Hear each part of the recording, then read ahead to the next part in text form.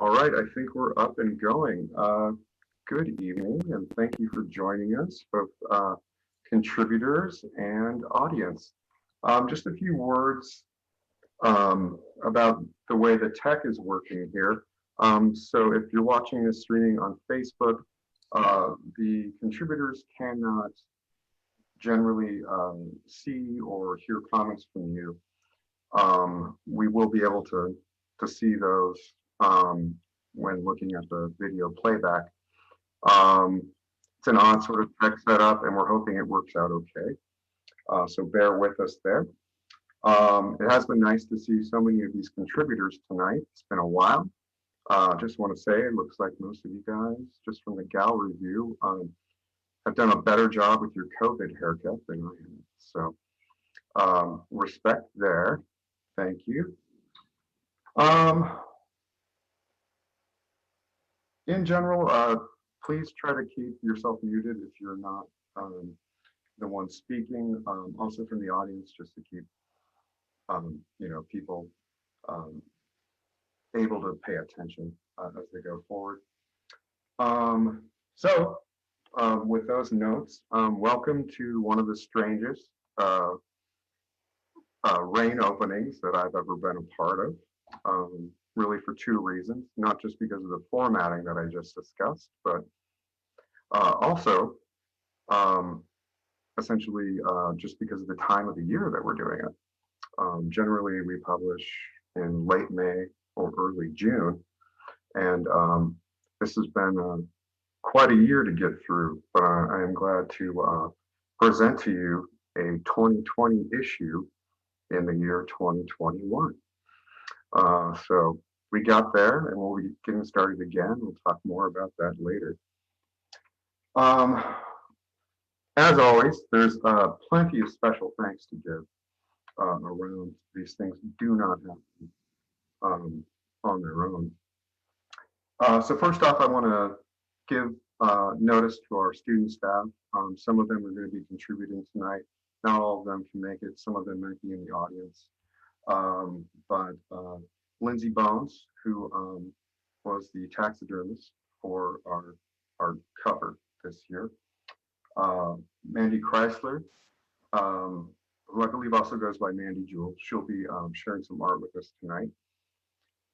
Luke Manning also has a story.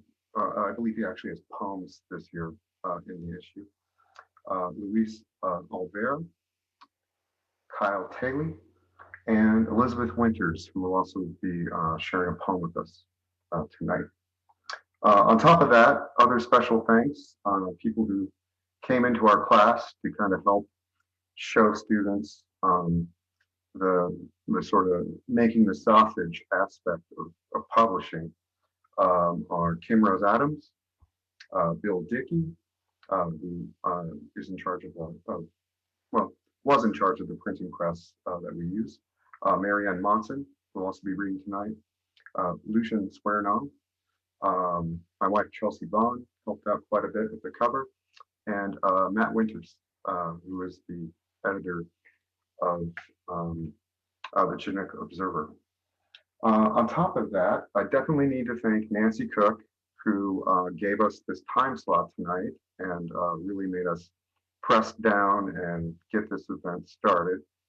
And Julie Kovach, who is the PR rep at CCC, and she went above board this year and really helped us, and she's working behind the scenes to help on this technology flow. So I definitely have to thank all of them very much, as well as two of our printing representatives at Morel Inc. in Portland that got this done under pretty extraordinary circumstances, just like the rest of us. They've had to social distance, put up plexiglass, and if you've ever worked in a print shop or visited one before, a lot of these jobs take 2 or 3 people in close proximity to accomplish. And the fact that they were able to figure that out, stay open, and get this done for us and do a really good job is pretty amazing. So I do want to thank Chris Hammett and Anthony Johnson for doing that. They were a great big help, and even were nice enough to deliver the magazines out to Astoria for us this year. So I really appreciate all of their help. Let's see, and next. So this year was a little different, as you may know, than years past. So, you know, we've always really appreciated donors. You guys can hear me okay, correct? All right. We've always definitely appreciated our donors, but this year it was really more necessary than ever, as we generally rely on local businesses like Fort George, Bowie Beer, Lucy's Books, Beach Books, et cetera, to help us with advertising. Columbia Memorial Hospital as well. And it just seemed like an odd year to ask them for advertising. So it was really a big get to get all these private donations done. So I want to read from our patrons list, and there were a lot more. Some were anonymous as well, but Kim Adams, the Associated Student Government of CCC, Andrew Barker, Dr. Robert Brake, James Dock, Ann Farley, Tim Jankov, Mark and Andrea Larson, Stephen and Linda Mayer, Deborah Morgan, Chris and Melissa Osley, Florence Sage, and Noel and Patricia Thomas. So thank you all so much for helping us get this done. I hope you enjoy the issue. Let's see. So, as you know, the theme of this issue is broken. I don't know about you, but in 2020, that theme seemed to hit close to the zeitgeist a few too many times for really my comfort. Even yesterday is another way to consider that, wow, broken is still kind of an issue we're considering. But so I do not want to continue on with that, but to say that next year's issue, which was picked by student editor Mandy Krexler, will be healing. So we'll be accepting general submissions on any subject in any format now up until March 30th, and we'll have a special section devoted to however artists want to interpret that particular theme. So there's more about that on the website that you can find with different specifications for files and things like that. And if you have any questions, you can always contact us at Rain Magazine at clatsopcc.edu. All right, so that gets me through all the business. I did want to mention, I think I mentioned this a little bit, but this cover was a nice collaboration, like I said, between our artist, Lindsay Bones, who uses found animals, as she's a vegan, to create taxidermy. So she created this bookend and showed us to it, and then we were able to kind of fit all of the other reigns of recent past into it and do that. And I do have to thank my wife Chelsea Vaughn for helping. She made the mask and took the photograph. So definitely want to put that out there. Moving on, I'm just going to quickly read the introduction and then we'll get started with the program alphabetically.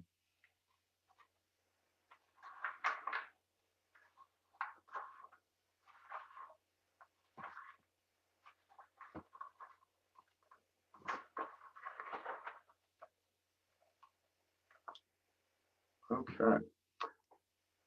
On the Chinese zodiac, the year of the rat coincides with the Roman calendar year of 2020.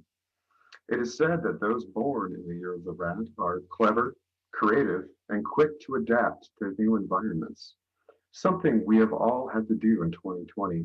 But for many, it has also been the year of, oh, rats. Rats. No more cinemas, readings, or live theater.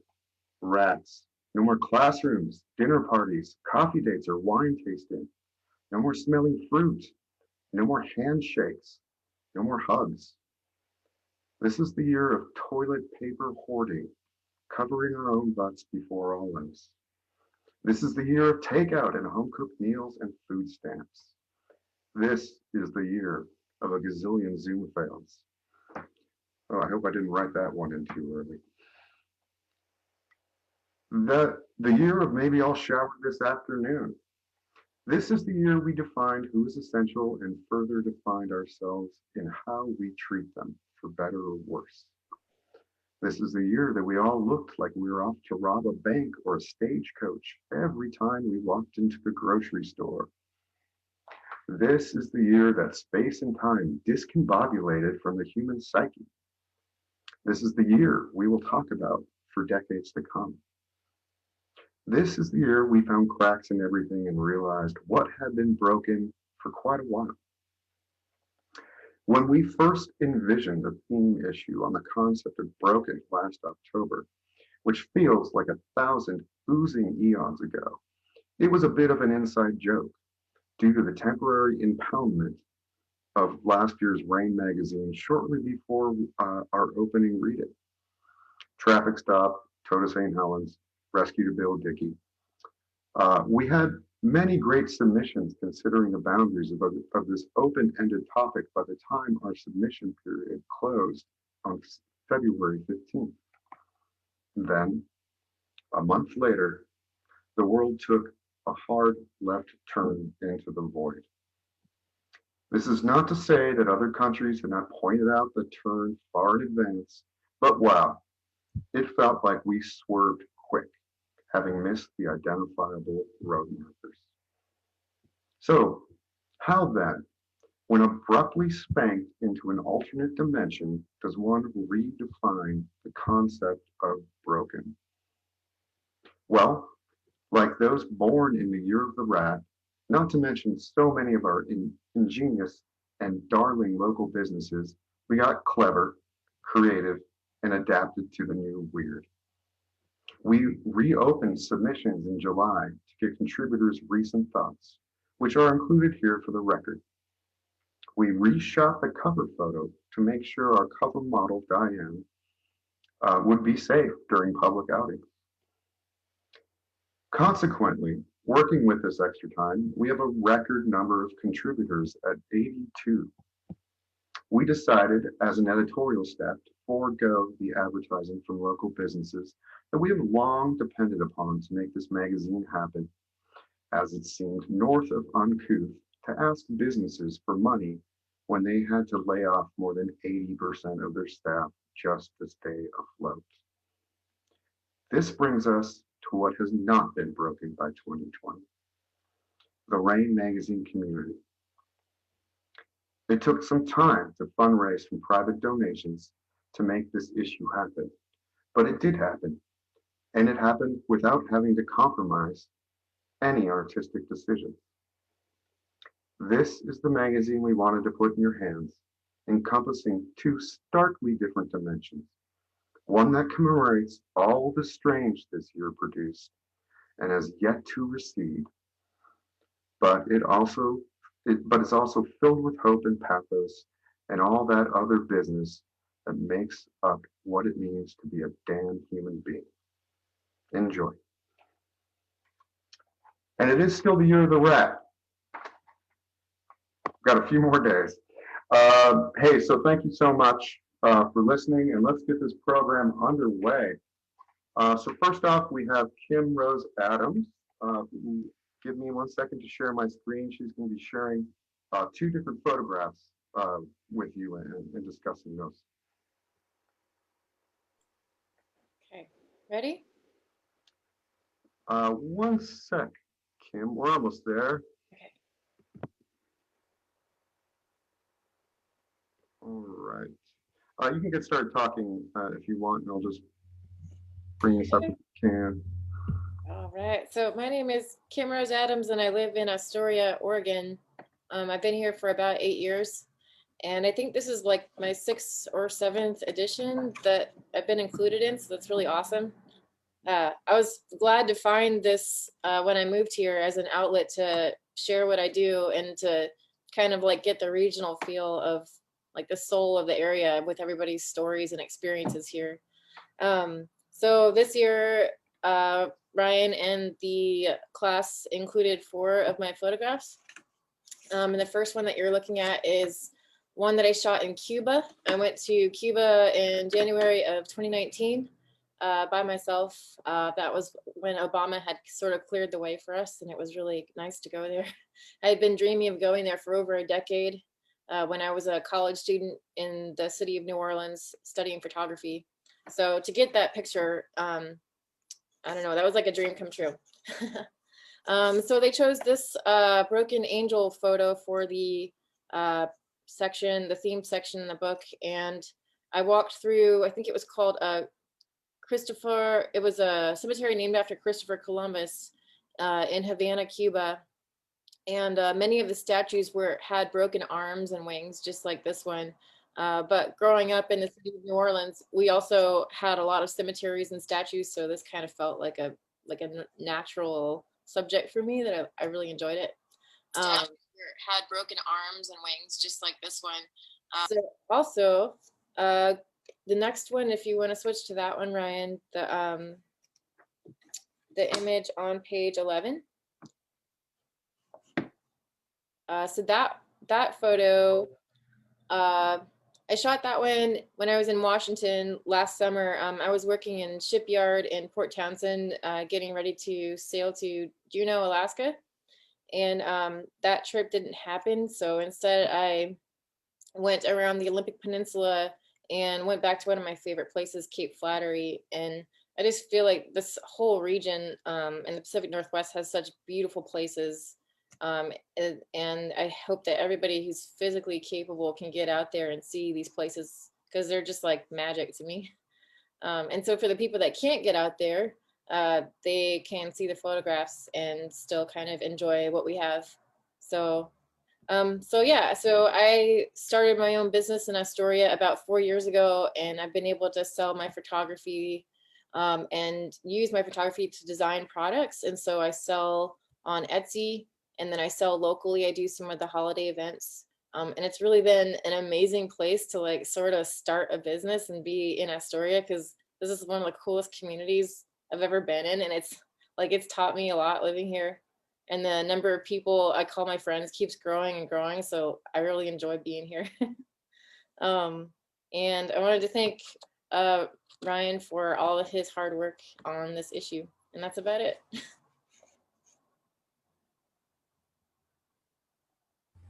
Oh, thank you, Kim. And I love this photo. Man, you find these very interesting places on the coast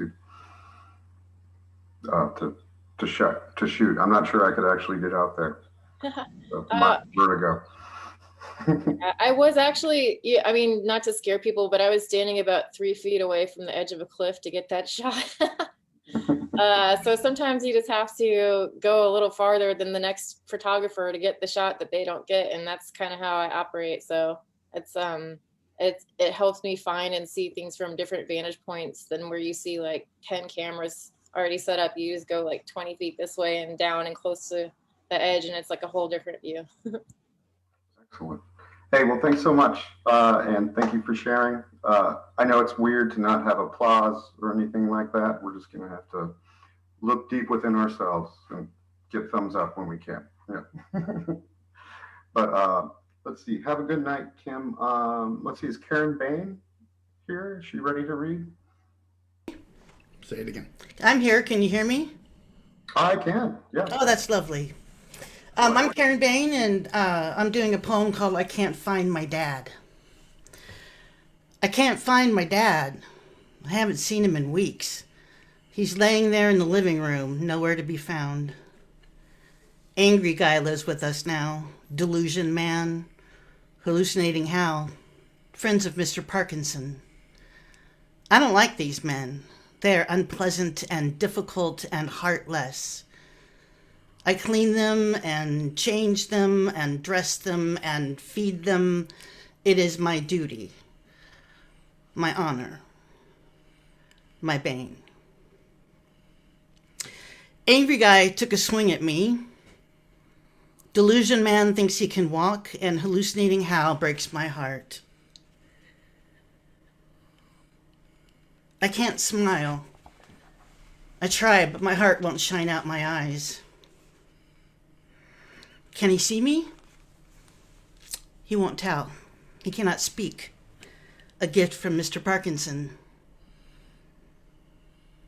But tonight,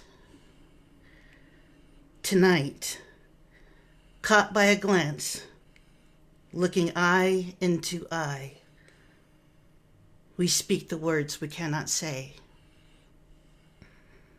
I have lost him. Thieving Mr. Parkinson has stolen him.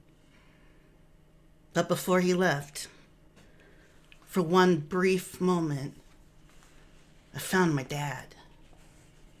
Thank you.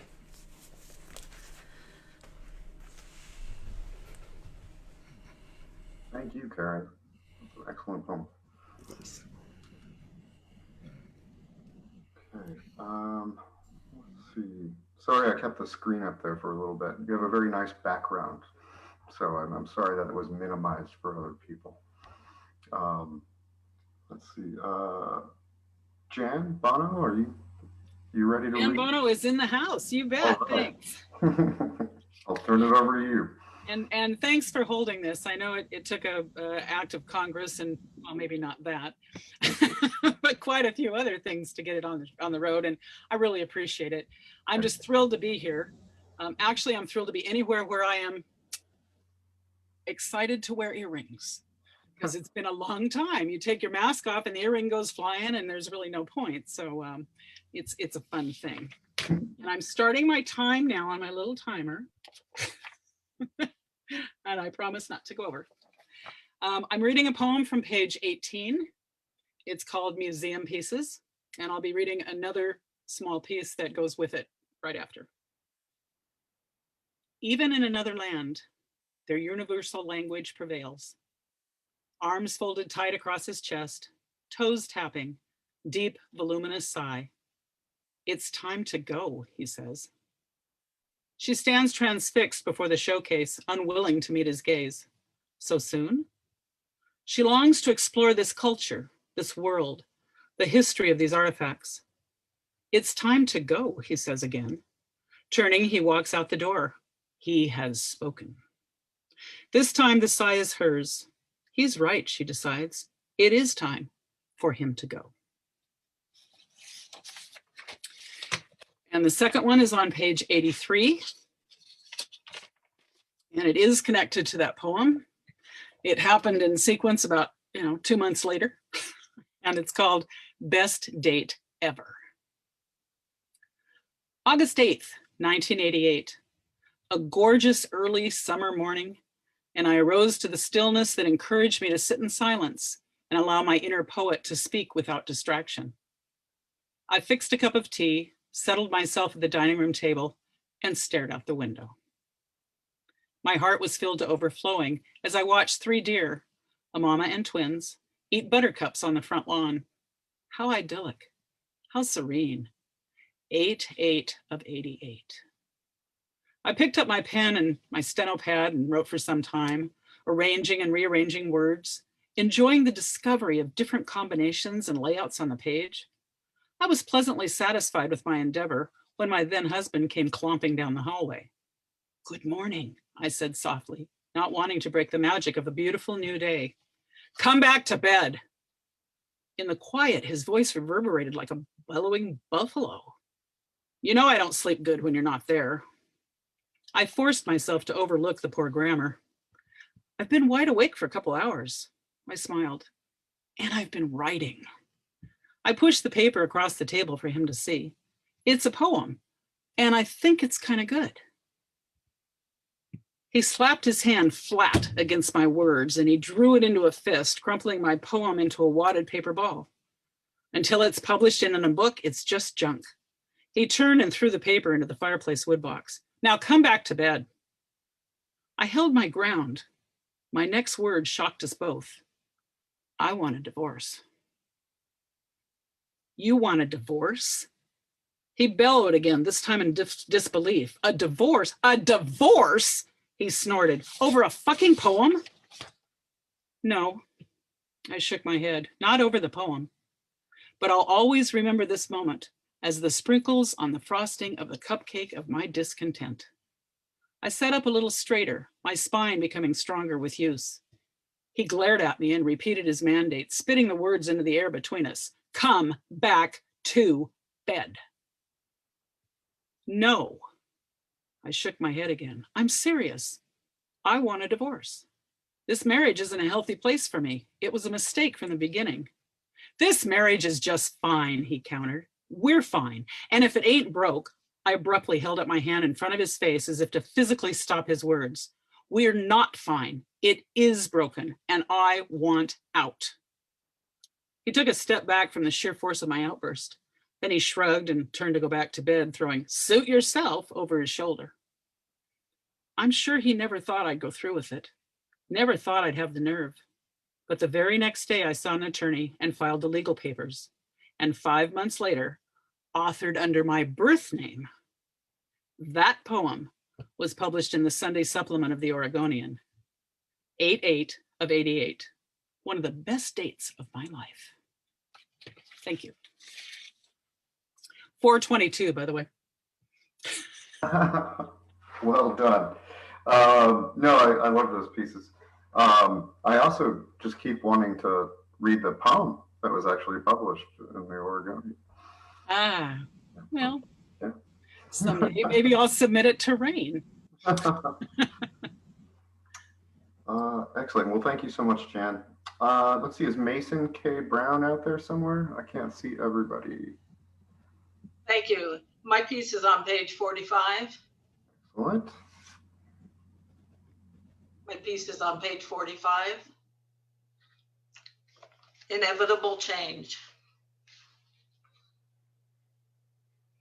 Connie and I finished our dinners and simultaneously pulled the wallets from our purses to pay for our meals. Is that a big fat leather wallet? Connie asked. I noticed she had one also. Connie's was shiny, silver, metallic, and in near pristine condition, much like Connie herself. Connie liked bling, and her personality sparkled like her stuff. My wallet, on the other hand, didn't even sparkle when it was new. Even in the sunlight, the bronze snap and zippers would not emit the dimmest twinkle. Mine was always a utilitarian rustic Cordovan leather. Now, nearly 25 years later, it looked a lot like a well-worn saddle, not unlike how I've been feeling lately. I told Connie how my husband Doug had bought me the wallet early on in our relationship. I've continued to ponder that. When Doug and I were dating, we both coped with high stress management positions. Sometimes the workday left no energy for a traditional date, but we enjoyed being together. We often would go to Freddy's just to hang out. You know, the old Fred Meyer's, before Kroger. I accused Doug of going there simply to fondle the power tools. Freddie carried them in those days. I decided to purchase a few things I needed for my home. At the register, with a line waiting behind me, all this stuff, coins, receipts, business cards, Post-it notes, loose photos, and postage stamps, exploded out of my traditional wallet. Again, they rolled and slid under and behind every obstacle between the wheels of shoppers' carts and between their legs. Doug and I played pickup again. Leaving, we walked by the purses and wallets. Doug said, "Maybe you need a wallet like this." He held out a big fat leather wallet for me to see.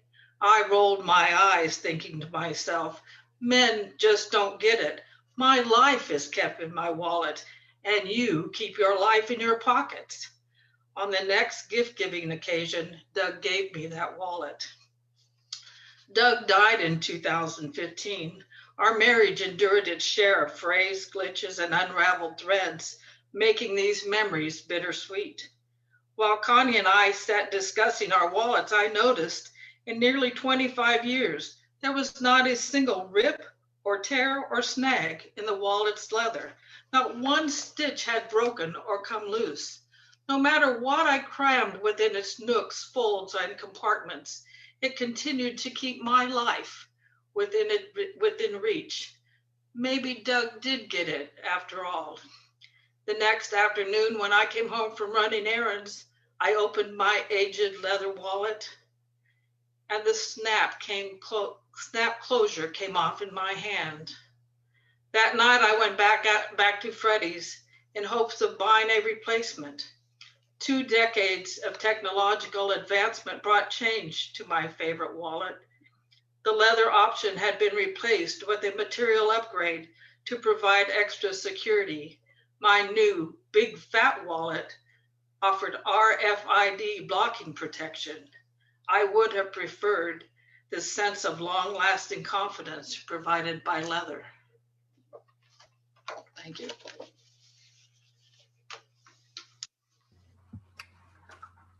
Thank you.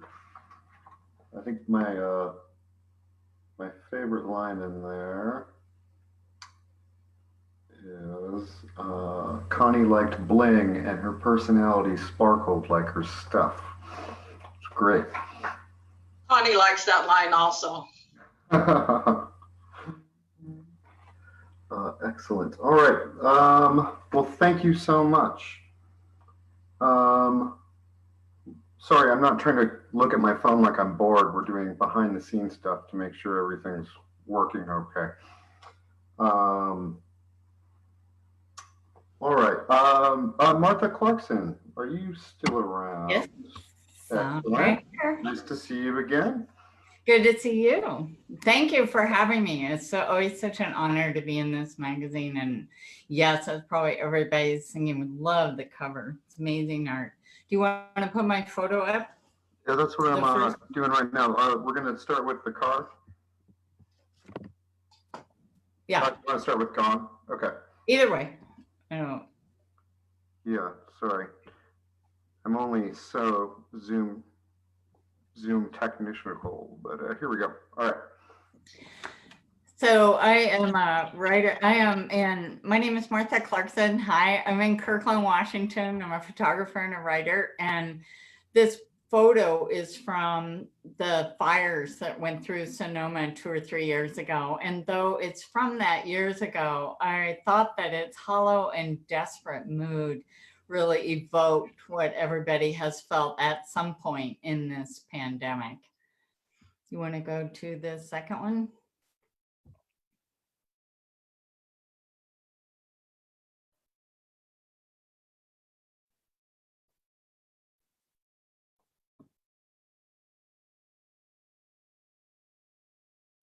Can you see that? The change or I'm not Not sure. Can you see the other one? Not yet. Okay. Give me 1 sec.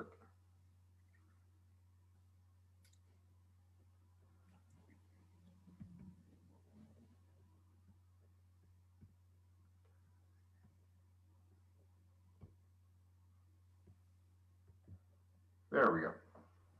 And then this photo, the other end of the spectrum showed up. This sign showed up in March in a Seattle suburb, and I had to just screech off the road and take a picture of it because it just made me laugh. In all this big seriousness of lockdown, we got to worry about these wet wipes. Anyway, apparently we do. And when the pandemic started, I said, I'm not going to write about the pandemic. But this one poem just came. And then I'm going to read a second one after it. This one's called Ode to High Schools in a Pandemic. I'm on page 67. The students crave the teachers, but they won't admit it. The teachers crave the students, even the most malevolent, but won't admit it. The principal wants to stop guessing about September. The janitor sweeps his garage floor again. There is no telling what we'll learn. And the second poem is called Committed. My mother cracked her head on the counter edge, her brain a pool of vodka effects. My father away on business. I was old enough at 16 to ask for no siren, but the swirling lights still betrayed. Slouched in a chair, blood draining onto the housecoat's collar, she mustered obstinance, usually reserved for boys and curfews, and refused to go, me kneeling, pleading. The weightlifting medics leaned in, pressed white shirts glowing in our half-lit kitchen until finally she caved. The hospital I chose was known for its rehab ward. We'd seen the ads in the newspaper. My childish notion that I could demand they keep her. But they sewed her up and sent her home with me. I left for school before she woke, like every morning. Inside our house that afternoon, she sat statue-like at the kitchen table, timid and polite. She asked, "What are the stitches from?" Motioning gingerly to the spot at the back of her head, as if I didn't know what or where. They'd made me take her back, and I had signed for her. Thank you. Thanks for having me. Hey, thank you, Martha. No, such good work. That last one definitely gets me. Committed. Let's see. Mandy, are you still in the house? Yes, I'm here. Excellent. All right, so I have your photos to pull out. Okay. Sorry, your drawings. I wasn't sure if I was going to speak on both of them, but I could probably talk on both of them. You can I'm not. go quickly. I'll pull up. See what I can pull up first.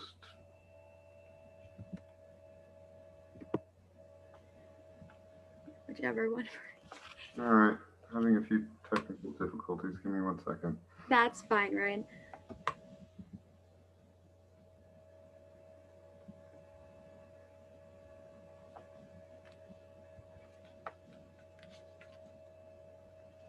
The first one I'd like to speak about is actually the one on page 129. So anyone who has their books can also pull it up there.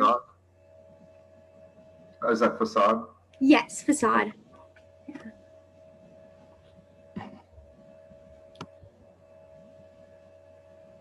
Okay. So You see the that? first. Okay. All right. Great. So the first one here, facade, is one that a lot of my art is actually very personable, but I do like to do people, and generally I try to create sort of an idea out of this. And with this one particularly, this was more of an idea of just how we are all sort of children inside, and we put on our faces, we put on like our sort of lion kind of yeah, the faces that we put on in order to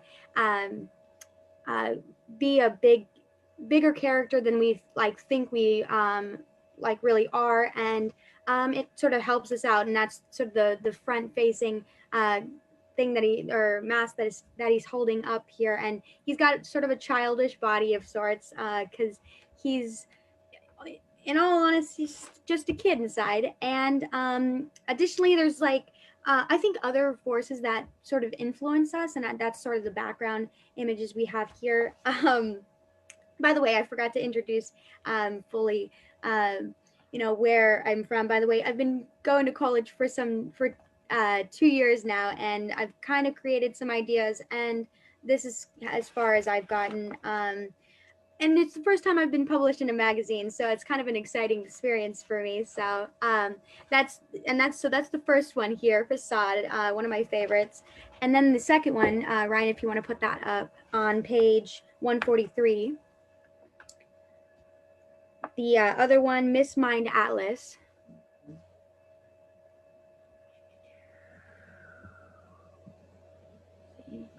I think I'd have this down better by now, huh, Mandy? Yeah, it's a practice, you know, we're all trying to get it. But that one, 1 sec. okay. Oh, go ahead. So that one here, that one actually goes a little bit deeper, but it's additionally how I think how, yeah. So as we see here, there's a bunch of like in the mind of the weight that we hold with all of our thoughts, with sort of different personalities, or not even personalities, or just different competing ideas or thoughts that we have to hold up, and kind of breaks us down. Atlas, in a way, just how it kind of bounces off the idea of Atlas, the character, and who carries the world on his shoulder.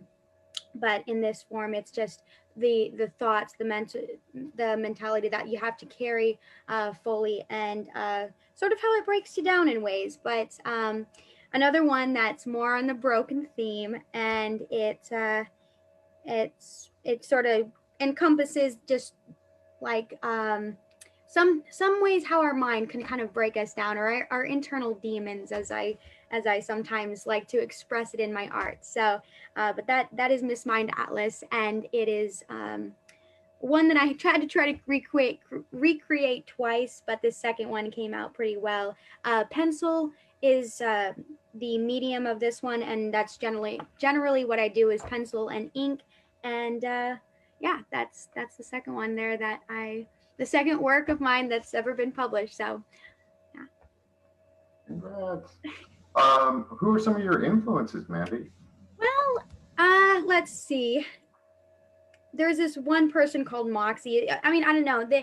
A lot of times it's social media, unfortunately. I mean, there's Vincent van Gogh, who I aspired to kind of be like when I was younger, and being educated in art history. But I do like strange artworks. I do like things that are out of the ordinary, that kind of break what the norm is. And so any of my other works normally are going to try to be breaking the norm and breaking what's acceptable. And I guess that's why I like at least Vincent van Gogh. I know it's a general artist that everyone kind of goes to, but he did break a lot of barriers of what we thought was normal in the art field, and that's what I sort of aspire to be. So. Fair enough. Hey, well, thank you for sharing.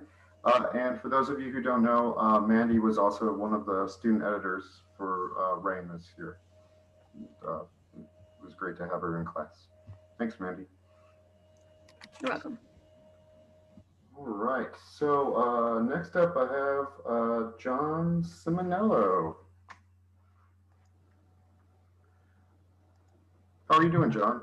I'm doing well, and thank you so much for this this work. It's so wonderful to see everyone's art and writing come together in a Rain magazine. It's just it's a community treasure, and I really do appreciate it. I have two poems. The first is called "Deer, Raven, and the Side View Mirror." On page 126. On a coast road past mile marker 6, near Davis Creek Dead Zone, Van Halen on the radio, and the moon pushing its way through shadows of hemlock and vine maple. On the driver's side, a slope rises to a clear cut, and on the other, a drop off into a dark slough. Out of nowhere, a young buck with velvet antlers, mid-stride from the blind side, appears in the side view mirror, and in the black pools of his eyes, we share one thought. Where the hell did you come from? Flesh, hoof, bone, collide with metal, glass, and plastic. The side view mirror collapses. Steering wheel jerks right, brakes seize, tires slide in slow motion toward the drop-off. On the ragged edge of collision, I wait for the tremors to cease. The radio is static, a body check before I open the door. A strip of molding twisted in the ditch. The side view mirror cracked with a full moon sliced in half. Headlights stare into the darkness. And I puzzle after the shape of a deer or perhaps a moving shadow. Time is the seep of water through stone from a spring half hidden between the moment before impact and the lost in the woods afterlife, where one kingdom is as good as another and the lame will run swift as a deer. Remaindered in the cold air, a dent to the front quarter panel, skid marks on the road, a retread splayed like roadkill. In the moonlight, the hemlocks stand witness. The mist moves like a spirit through the cedars, and a raven's voice farther up the road seems to report misfortune and opportunity.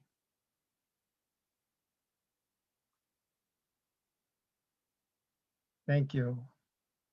The second poem is called Empty Pockets, and it's on page 22. Yesterday, my pockets were full of ash from a campfire of friends who left too soon, lost in the verse, a song with words on fire about a life that rises from the residue of what remains. And tomorrow, my pockets could be filled with sky or sand or promises or paper or stars burning holes in the night sky like campfires where my friends gather, singing distant songs. Years ago, I found a wad of soaked $20 bills on a sidewalk outside the old Elks Club off Broadway. Nobody on the street in the pouring rain except a dog, a shepherd who stares at me with sad eyes. And I imagine the hole that opens up when someone, somewhere, feels the panic of empty pockets, no money for rent, gas, heat, groceries, or even dog food. Now the devil says, finders, keepers, like a common law principle of street legal jurisprudence. And I think about the riddle Jesus told his disciples about the rich man, the camel, and the eye of the needle. A few disciples, like James and John and Luke, had been to the low, narrow gate in the walls of West Jerusalem, within a stone's throw of the wool market and inside the Jaffa gate, where a camel on her haunches and free of all baggage could squeeze into the city through a portal, the city's smallest gate, known by the poor as the eye of the needle. So I give it all away. A 20 on the shelf of a Minute Mart next to the ramen noodles. A 20 for the man with the cardboard sign that reads, "Does anybody care?" Another for a woman and a baby, a few for the animal shelters, and so on, until one remains. And I find myself on a sidewalk outside the old Elks Club off Broadway, where I hear the wail of a saxophone. A street musician plays a lament of something lost, like a gathering of friends around a distant campfire. So I drop the last bill into his bucket and think about the time that remains between a pocket full of regrets and the empty sky of forgiveness. Thank you. Thank you, John. Both of those poems have such great details and imagery and metaphor. So thank you so much for sharing them with us. Okay, I think next up We have Rufus Dea, who I believe is a new contributor to Rain, as well as, I believe, a new historian. Is that correct, Rufus? Oh, what? You've recently moved to Astoria, correct, over the last few years? Yeah, I'm gonna, the points about that, yeah. Yeah, okay. Yeah, we live in Portland. We had a place, a cabin near Sisters that I used to have a telescope at, and I used to observe and photograph the night sky. And this poem is about our switch to Astoria. It's called Sea Lions. It's on page 102. I was feeling much older, and I went to my wife and told her that I couldn't assemble my 90-pound telescope anymore. And macular degeneration gave me much consternation. Now so hard to see the stars, well, what next was in store?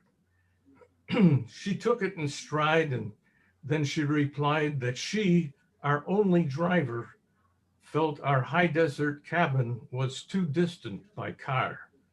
And if we could, sell it we should, and purchase someplace that wasn't so far.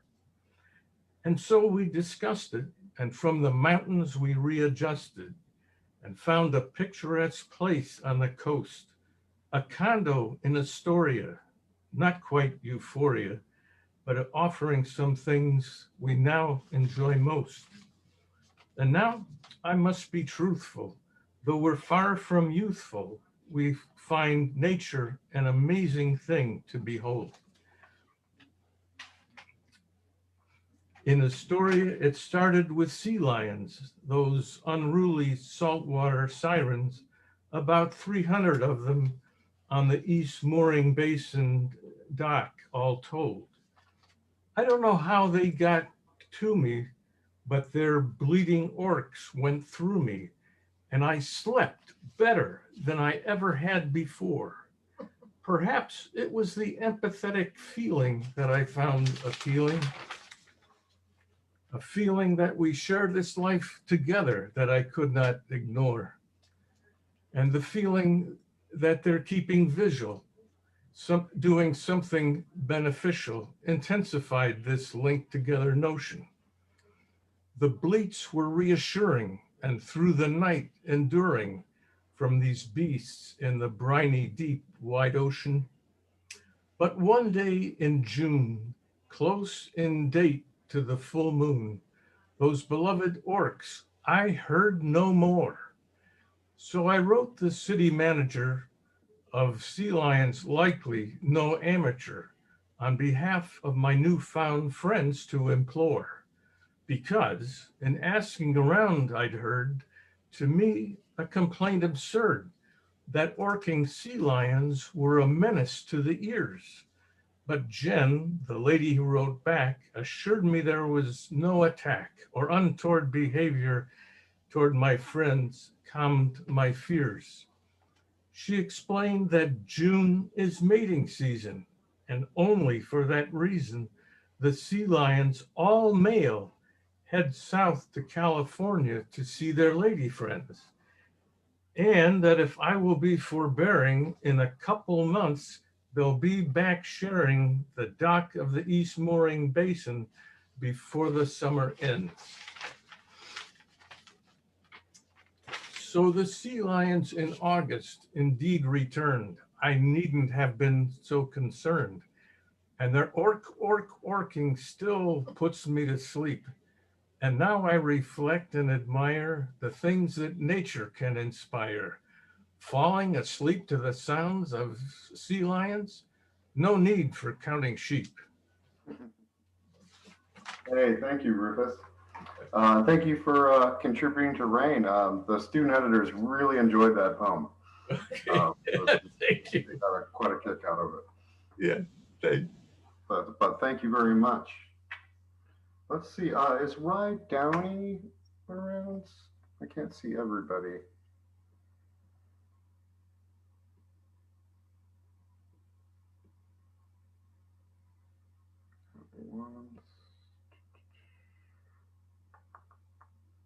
Not seeing Rye.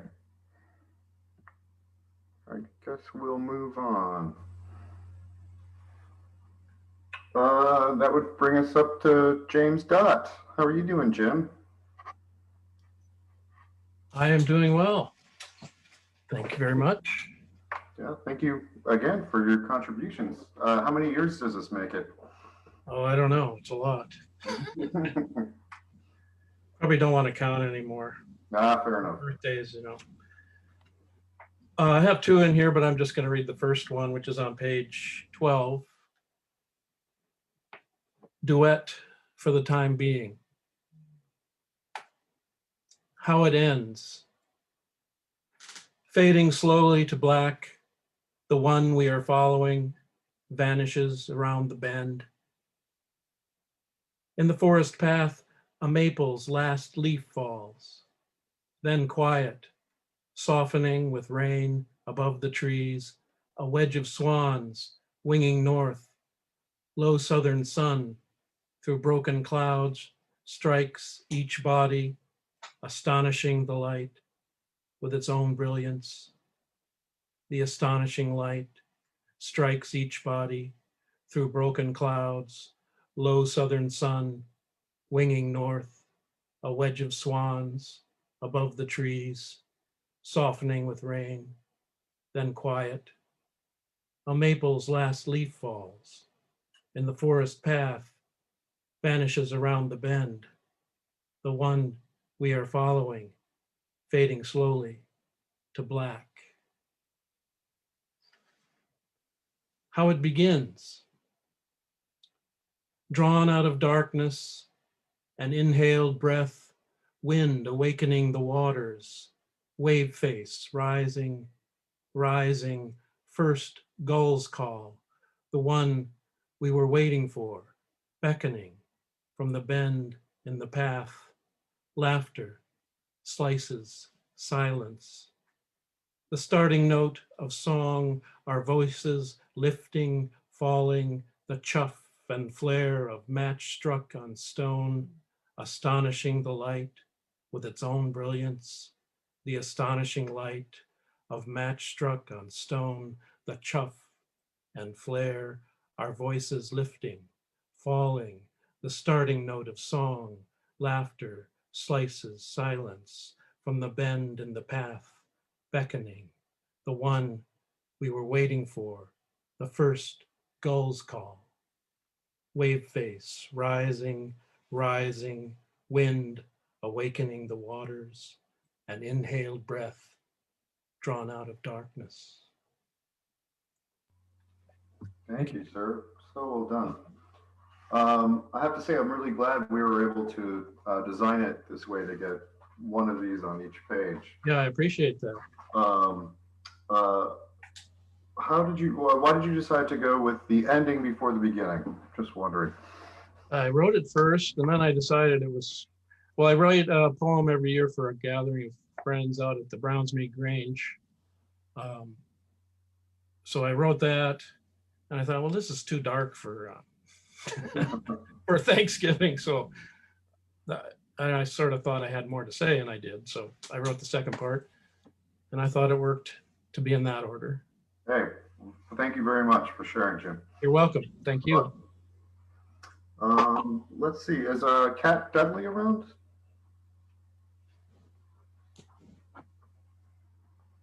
Can be looking through.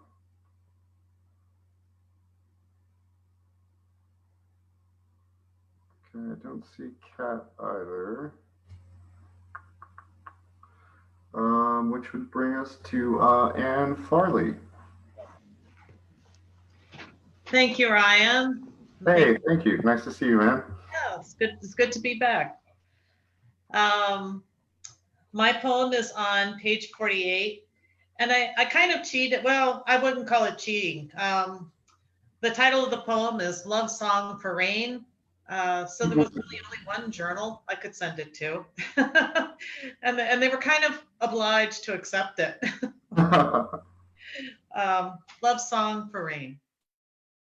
There is that moment on the path through the woods, when you stop to listen to the rain as it falls in dainty drops on brown leaves, still clinging to branches, then rolls and collects, surrenders in hushed thuds to the ground.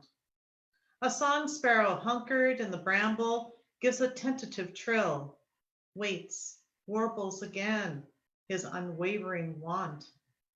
Behind you, in the thick basket of brush, another answers. Thank you. Thank you. I love that last line. Nice turn there.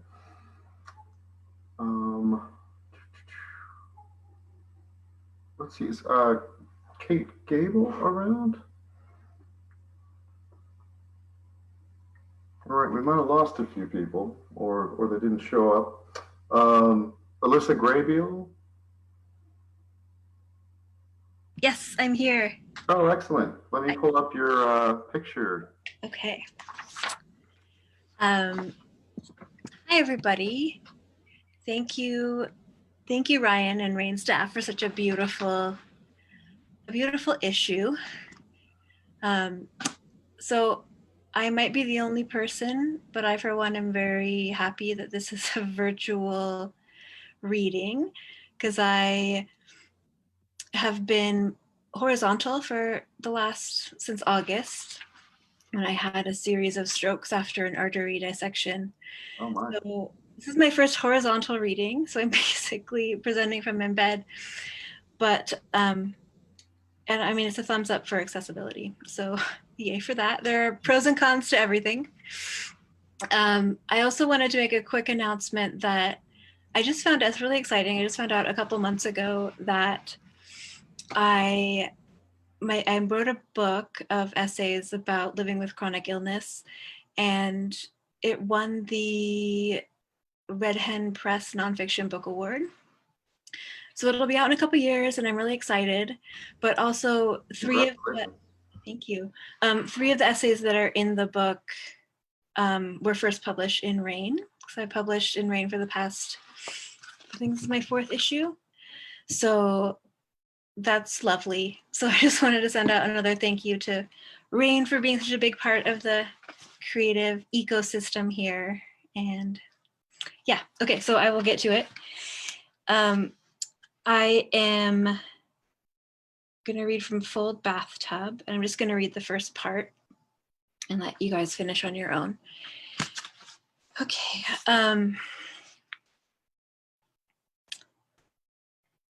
I craved hot baths, but my above garage apartment didn't have a bathtub, only a shower stall.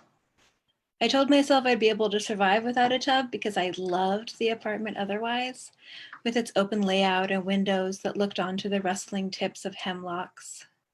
It didn't share any walls, so it was as quiet as I needed it to be. The rain splattered, the crows cawed, and the ocean waves roared in the distance. I was basically living inside a recording of relaxing sleep sounds. But still, I sat on the couch pining for water, thinking I'd die happy if only I had a bathtub. My daydreams ached for Epsom salts and lavender essential oil. I needed a plan. There must be some way to turn a shower stall into a makeshift tub. I considered a large plastic bin, but that would have been too cramped even for me. I could put an inflatable kiddie pool in the living room. Hey, Jasper. But I just saw the potential. Sorry. I only saw potential for the pine floors, or disaster potential for the pine floors, and didn't want to lose my damage deposit. The only friends I'd made in Manzanita so far only had shower stalls too. How had it become okay for landlords to neglect this most important amenity? Maybe I could rent a motel room. Maybe I could even get a discounted tub-only rate at a motel if I didn't touch anything else in the room, so they'd only have to clean the bathroom. It was off-season in a vacation town after all. I called around on a weekday afternoon. I live in town and really need a bath, I said. Would you be willing to rent a tub for me for an hour? The guy on the other end of the line gave me a long pause before he started laughing. It was a while before he caught his breath. I've been running this place for 20 years and no one's ever asked me that. Unbelievable to me that no one else had ever been so desperate for a hot soak that they'd rented a motel room. So many bathtubs just sitting there empty. Sure, come on down, he said. I'll charge you 20 bucks. So I went on down to soak in a shallow rented tub, but the water tank hadn't fully warmed up, so the water didn't steam as much as I liked it to. Was I lying in a puddle? Was this worth 20 bucks? I considered working shallow, lukewarm tub rentals into my budget, but decided against it, mostly because a bath was much less soothing if I had to get dressed and leave my apartment to take it. When I got home, I refocused on my shower stall. A plastic bin would be too small, and the kiddie pool was a bad idea, but there must be some solution. Could I build up the open side somehow? If I duct taped a piece of hard plastic against the opening, would the seal hold? Again, huge disaster potential. In a moment of desperation, I searched for portable bathtubs online. Maybe they existed, like for camping or really huge babies. And they did. They existed in China. For $200, I could get a 4-foot long tub made of shiny waterproof fabric attached to a metal frame. It seemed like a lot of money, but it would also be like an endless punch card for steaming hot baths for the price of only 10 lukewarm soaks at the motel. A good deal. I ordered it. It took 2 months to arrive. When UPS delivered it to my door, the flat crushed box looked exactly like it had come halfway around the world the slow way. Black scrapes and open corners. I jittered with excitement as I unfolded the tub's metal frame. The shiny royal blue fabric was covered with yellow striped angelfish, coral, and undulating seaweed, and the side was printed with Chinese characters and a translation, "Fold bathtub." It was the best thing I'd ever seen in my life. And I'll stop there and let you read about the bathtub fiascos on your own. Thank you. Alyssa, before you leave really quick, did you want me to share the screen again? You could talk about the artwork. Oh, yeah.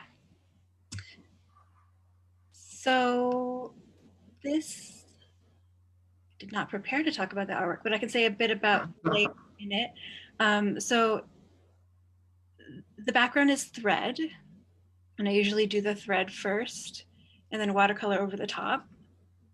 And then the bathtub itself, that's a pretty realistic rendition of what it looked like. And I still have it. It's just really dusty. So, because I live in the house with a real tub now. This is totally beside the point. The artwork, the tub I did it with India ink and watercolor. And then I uploaded it digitally and I did the fish on top because I couldn't do the detail of the fish with the watercolor. And those are basically the layers in the artwork. I do a lot of thread in my comics. Because I like layers and the symbolism of it with a lot of the comics that I do. So there you go. Hey, well, thank you so much for giving us all that background. Thanks. And thank you for sharing. All right, let's see. Who do I have next? Ellen Hansen, are you still around? I am. Okay, excellent. Hey, Ellen. Hey, how you doing, Ryan? Not doing I okay. appreciate this edition. So thank you to Ryan and the staff and for persevering through the pandemic year. It's really quite a feet that you pulled off. So thank Well, fair enough. We can't do it without you guys either. you. I'm going to read my poem, which is on page 114. And it's called Preferences. Preferences. Some demand, show me your taproot or rhizome. Are you nationalist or globalist? Are you from somewhere or anywhere? I plead other preferences. I prefer mediation, to meet out in Rumi's field beyond ideas of wrongdoing and right doing. I prefer pollination, to browse where boundaries overlap. I prefer concentric circles to be a family, neighborhood, Helvetia, Boston, Kyoto, Munich, Lapland, Antarctica. I am from our common oceans and air. I am from our shared humanity. I am from everywhere. Thanks. I very much like the kind of the global take, the environmental take on that, from some of the other things we've had to see last year. But so thanks so much for sharing, Ellen. Let's see, I think I heard from Susie earlier that she is not feeling well. Is Sherry Holdeman? Yeah, I can actually see you on my screen, Sherry. How are you? I think you're still muted. I'm unmuted. Okay, are we good? We're good. Awesome. So Ryan, I am thrilled to be included in this year's publication. Am I in the speaker view or do I need to do something different? You look full screen to me. Okay, very well. Yeah, okay. In my intro, I'd like to reiterate, this is a special night for me. I am the first Holdeman to acquire a college degree. That makes me first generation. And today is the birthday of my grandfather, Alvin Lloyd Holdeman Sr., who would be honored to have a granddaughter speaking in tonight's event. So thank you for the date. I am equally honored to be number 1 on page 1. My poem is entitled A Captain's Stormy Sail, in reference to my father who nearly lost his life in the Gulf of Alaska while the ship he was the captain of sank in a moment's notice. Wow.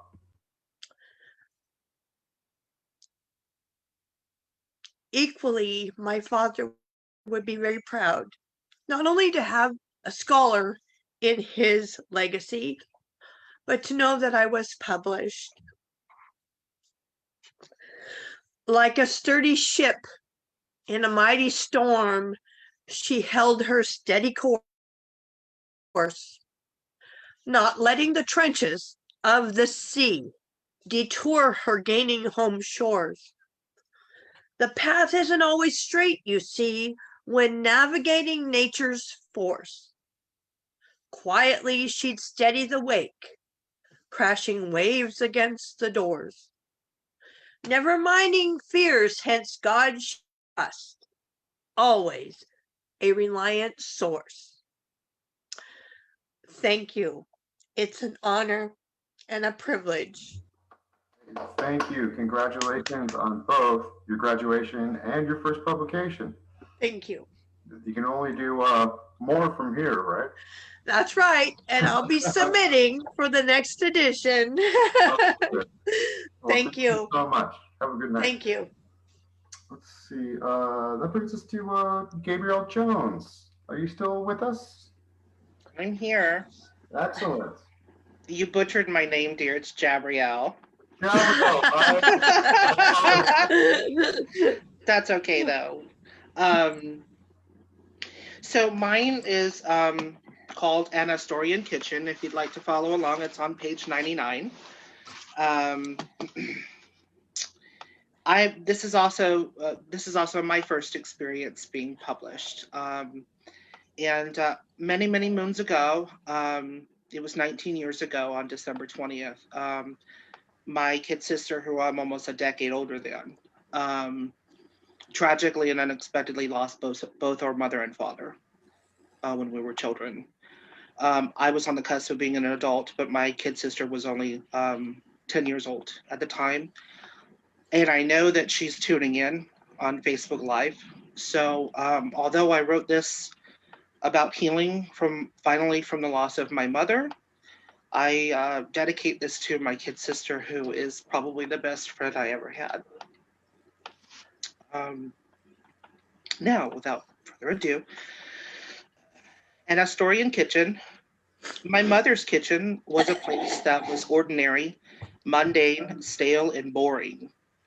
For many, their mother's kitchen is reminiscent of familiar culture, a place of adolescent nourishment and nurturing.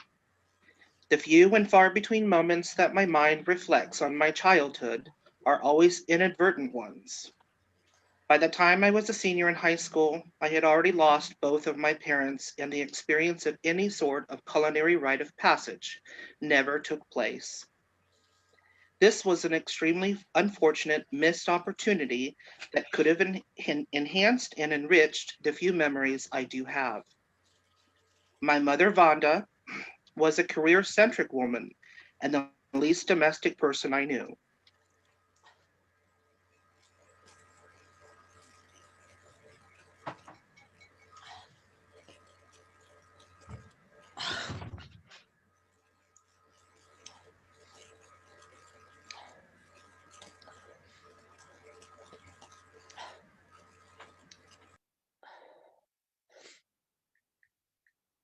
Let's see. Gabrielle, if you can hear me, I think you got froze.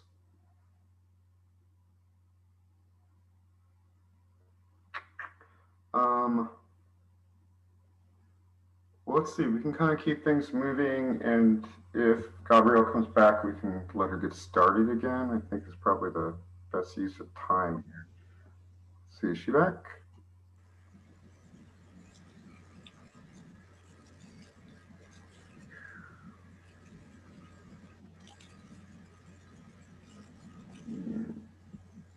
All right, I think we lost her. If she logs back in, we'll get back to it. No, it's just a small drop. I was delayed. What's wrong with family?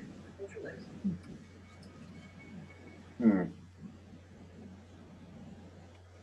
Okay, well, let's move on to the next reader, and we'll get right back if we're able to figure that out.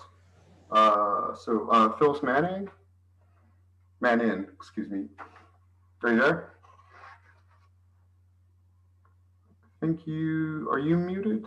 Okay, Oh, I'm muted. Okay, got it.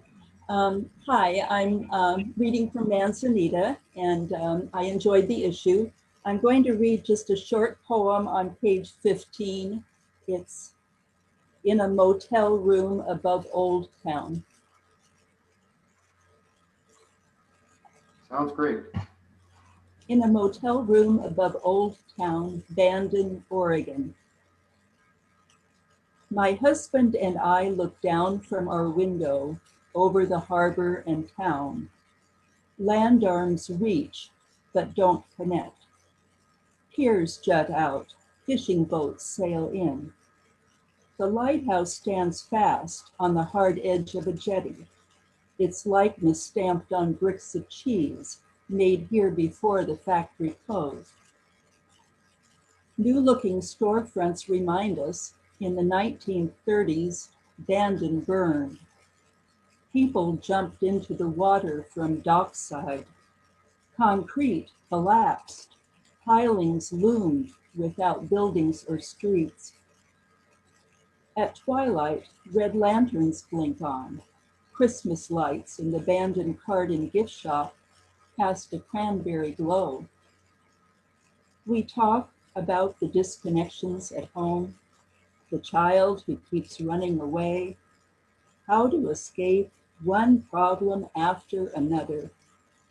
We look out at the darkening landscape, puzzle over gilt letters, continuum center, wondering what might make everything whole.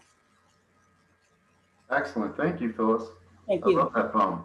Thank I you. was really glad we had that other piece of art to put next to it. It really worked. Nice. It really worked well. Thank you. I think that one was about Astoria, but it's still Yeah, a nice it compliment. gives the idea. Yeah, but thank you very much. Let me see if we regained our last reader. Not. Oh, yeah. Gabrielle, you are there, right? It's Jabrio. Jabrio. Oh, I'm gonna get it right. Yes, You are I the top apologize. teacher. Something. Jabrio. I don't know what the hell happened, but something Nothing. happened. We went to commercial break. There you go. It's all right. Do you want to start where you left off, or start it from the top? Up to you. I don't know where you guys got cut off because I kept reading and I didn't realize until I looked up. So I could start over. Yeah, go for it. Okay. It's an Astorian kitchen. It's on page 99. My mother's kitchen was a place that was ordinary, mundane, stale, and boring. For many, their mother's kitchen is reminiscent of familial culture, a place of adolescent nourishment and nurturing. The few and far between moments that my mind reflects on my childhood are always inadvertent ones. By the time I was a senior in high school, I had already lost both of my parents, and the experience of any sort of culinary rite of passage never took place. This was an extremely unfortunate missed opportunity that could have enhanced and enriched the few memories I do have. My mother, Vonda, was a career-centric woman and the least domestic person I knew. For Vonda, the kitchen wasn't a sacrosanct place, and cooking wasn't a passion, as it was merely an obligatory act of responsibility in order to feed her family. Because of the tragic and unexpected loss of my parents, I made the kitchen my place of comfort, and food became my religion. My coastal kitchen is a sacred space of Epicurean excellence, a sanctuary where I find solace and nourish others. My husband and I dwell on the top floor of a century-old building. Nestled in the back of our walk-up apartment, you will find my kitchen, a charming little niche that is a part of my private world. It is cradled by floor-to-ceiling beadboard walls painted a shade of antique white, reminiscent of those found in the charming weather-worn cottages of Cape Cod or perhaps the Hamptons. The cabinetry is also antique white, with handsome drawer pulls and a brushed silver finish. The ceiling is constructed of reclaimed wood planks, stained in a rich, deep carob hue, and the faux wood floor the color of walnut.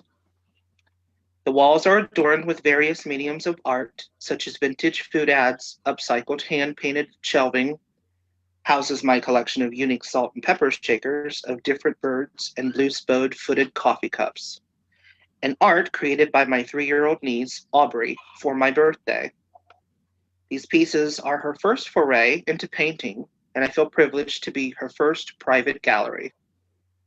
My spice rack is a culinary apothecary case that showcases an eclectic array of precious and essential herbs and spices, a critical component in creating cuisine. Sits juxtaposed to an oak block that harbors one of the best culinary tools a gourmand could possess, Wusthof knives, a gift from my husband. Above the hearth, that is my stove, a rack is affixed to the wall where a variety of pots and pans hang. The kitchen window above the sink is the only view to the outside world. It is dressed in cafe curtains with blueberry and lemon colored stripes.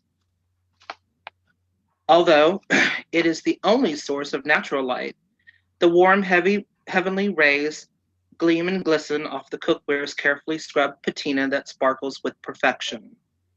Every time I am at home to capture this blessed event, I have always found its vision ever so intriguing, hypnotic even, as if it's singing a hymn of yesterday was forever ago, come make something marvelous with us. In that very moment, my heart begins rapidly melting as I graciously accept this symbolic invitation, and together my pots and pans and I continue making memories that will last a lifetime, starting today. Now in search for instant inspiration, I forge through the pantry and refrigerator, pondering what decadent delight I will come up with. Whether it is in my repertoire or not, virtually every possible dish will be considered. If it is an herb or spice, it will be smelled, touched, and tasted. This exploratory method never fails me, and within moments comes that moment, eureka! It's ragu with orecchiette time. Immediately, the ritual that I have cultivated begins. I put the coffee on, then start channeling the energy of those that I have loved and lost. As I remember their spirits, the glass percolator finishes its bubbling and brewing from my cafe con leche. On goes the music, my go-to favorite, Gina Lollobrigida's rendition of Senza Fine. I begin my journey by practicing the act of mise en place, an eloquent phrase in the French culinary world meaning to gather all the necessary ingredients and tools needed in composing a recipe prior to cooking. In a small dish, a blend of my secret herbs and spices is measured by a dash here, a pinch of this, and a smidgen of that, and reserved for later. On a serving tray strategically placed in my work zone, I gather vegetables, meats, tins of crushed tomatoes, and tomato paste. I gingerly remove 6 organic heirloom tomatoes from their vine, give them a rinse, quarter them, and into the food processor these ripe little beauties go. With the tomatoes now done, I grab a Vidalia onion and remember Nona's words. When it is round, make it flat. In half it goes, then sliced and diced. After many years of practice, no more tears are shed, and I feel like a real chef. The onion and I have become close since we have a better understanding of each other. I peel and give the garlic cloves a good whack and smash with a knife, and once the avocado oil begins to shimmer on low heat, in the pot the onion and garlic go. After the two of them finish their fine dance, fall passionately in love, and have married their flavors in beautiful harmony, about 15 minutes. In goes the lean ground beef and ground Italian sausage. While the meat browns, I pulse the tomatoes just long enough to recite a poem I remembered from when I was learning to spell Mississippi. Capital M, I, crooked letter I, crooked letter I, hunchback I. Voila, they're ready. Once the browned meat is drained of excess fat, back into the pot it goes along with secret herbs and spices and 3 variations of tomatoes. For hours the homemade ragu sauce simmers in my favorite copper-coated Dutch oven. Its effervescence emits an aroma that permeates throughout our home, sending seductive whispers of come hither. Just as I hear the door open, my ears quickly pick up the signal that my special dinner guest that dines with me every night, my #1 fan who always gives me favorable reviews, and the only critic that matters, my husband has come home. It is never timed, but somehow I'm always greeted in my kitchen just as I have finished my private ritual of preparing a meal. After a hug from behind and a kiss on the cheek, I then get to hear the first blurb preview of praise for the up-and-coming review. Oh my God, that smells great. Yet again, my soul is rejuvenated. My spirit is restored. My inner peace and joy are more prevalent than ever. There are times that I have failed my faith, but my faith has never failed me.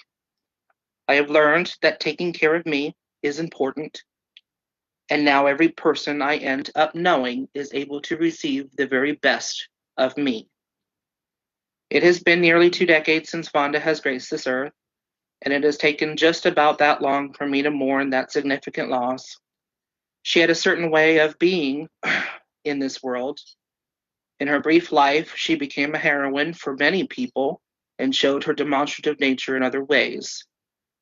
I go my own way, sharing with others the gourmet, wholesome cookery that I craft in my private little utopia.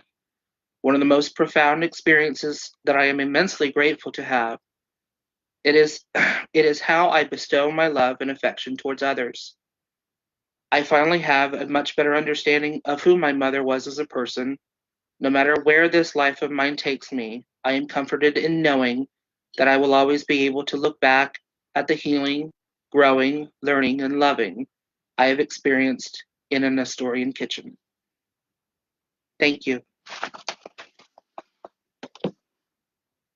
Hey, thank you so much. I love it. It actually makes it, 2 of my favorite things together, place and food. And then you get quite a bit more out of that. So food writing Thank you.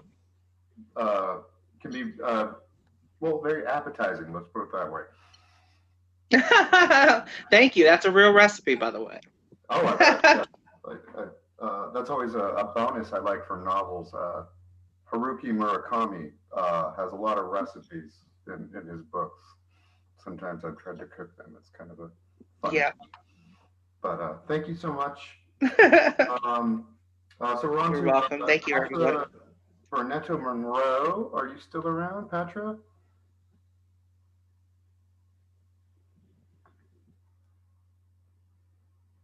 Patra? Yes, I'm still here. Okay, perfect. So before you begin, I do have to apologize. I think some of you guys saw the email, but page 165 ended up blank. So, technically you can't have a broken issue without making one major faux pas. So we did do that. I'm not sure what happened. I remember laying the poem out.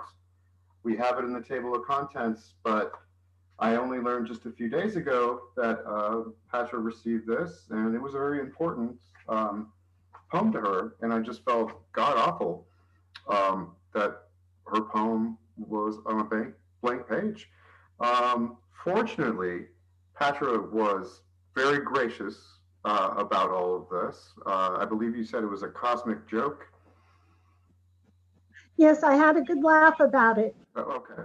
And we did agree she's going to be gracious enough as well to let us publish it in next year's issue. So we will make sure that it does get out. I'm not exactly sure how that happens.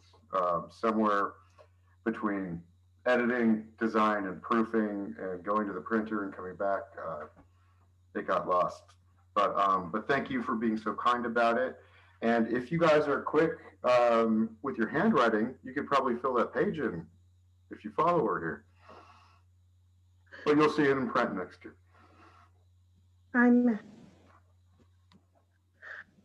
Let's see. Here it is. As Ryan said, my poem is not on page 65. Page 165, it's not there. But it is dedicated to my friend Maggie that I met over 40 years ago. And that's part of the cosmic stuff of it. She died last January on her birthday at 68 years old.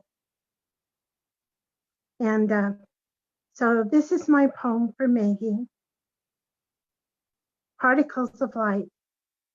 Shattered, I pick up the pieces. Jagged edges speak to me of our history. Here, we played hide and seek. Once, when we were still very young, we touched tongues, intrigued by the thought of French kissing. Years later, watching how fire burns, we huddled together on the beach as the night sky suddenly revealed the constellations. You could name all but one.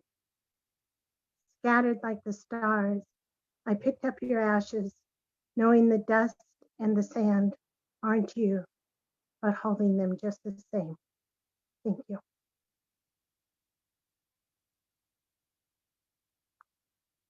Sharing.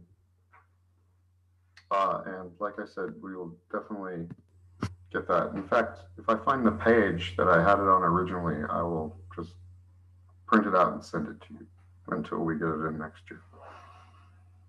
So sorry about that. Actually, I bought 4 copies, Ryan, to give to Maggie's daughter, Bridget, and another one of our best friends. So you're saying I have 4 pages? I was going to have to handwrite it all in. No, fair enough. Well, let me see what I can do. I've done it before where I pasted them into copies when something like this happened. Thank you. Let's see, and thank you for sharing. Marianne Munson, are you still around? I'm here. Yay! How are you doing? Good. How are you? Oh, pretty good. I think we're doing okay on time. We're getting there, guys.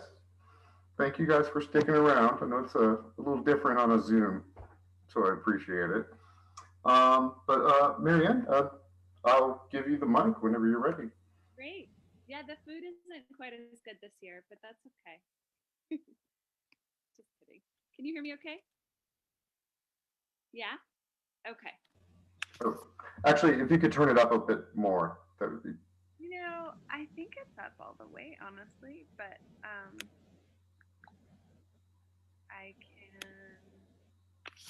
I can move it closer. Is that a little better? Oh, much better. Yeah. Okay. All right, perfect. Thank you. Just probably keeping it a little too far away. So yeah, thank you, Ryan and Rain staff. It's really just a lovely issue. I love the cover. The art is fantastic, and as usual, it's always an honor to be included with other Asturian authors. I'm Marianne Monson, and I teach at the college, and I run a literary nonprofit called the Writers Guild here in town. And my poem is called Broken Flight. I'd actually written this about a really challenging event that ended up bringing me to Astoria. And then when I heard the theme, it just seemed really appropriate. It seemed really appropriate. And also I was kind of hoping to connect the idea of going through something difficult, but having it take you to places that you don't expect it to. So I was wishing that for all of us and for the larger world in 2020. So this is called Broken Flight. Driven now to this craggy precipice, I hold fast, jagged tears etching my palms, clenched past the point of holding. My back stiffens as I fall in anticipation of rocks sure to follow. Scarcely noticing a ripple along my back, a stretching unfamiliar, reaching to catch gusts of wind rushing upwards from the chasm, strange and foreign appendages I have buried for so long. They catch the edges of a breeze as rocks give way to a space opening in beauty and light. A place I'd sensed all along, like unicorn fables of childhood fading to ash. I fall into soft gardens of sound, into this truth, this loveliness that had waited only for me to fall, to be broken, that had waited only for the letting go. Thank you. Hey, thank you so much, Marianne. No, it's beautiful. It was hard to tell this year because we had such a broad theme with broken, what to put into an actual broken section and what could just be a general submission.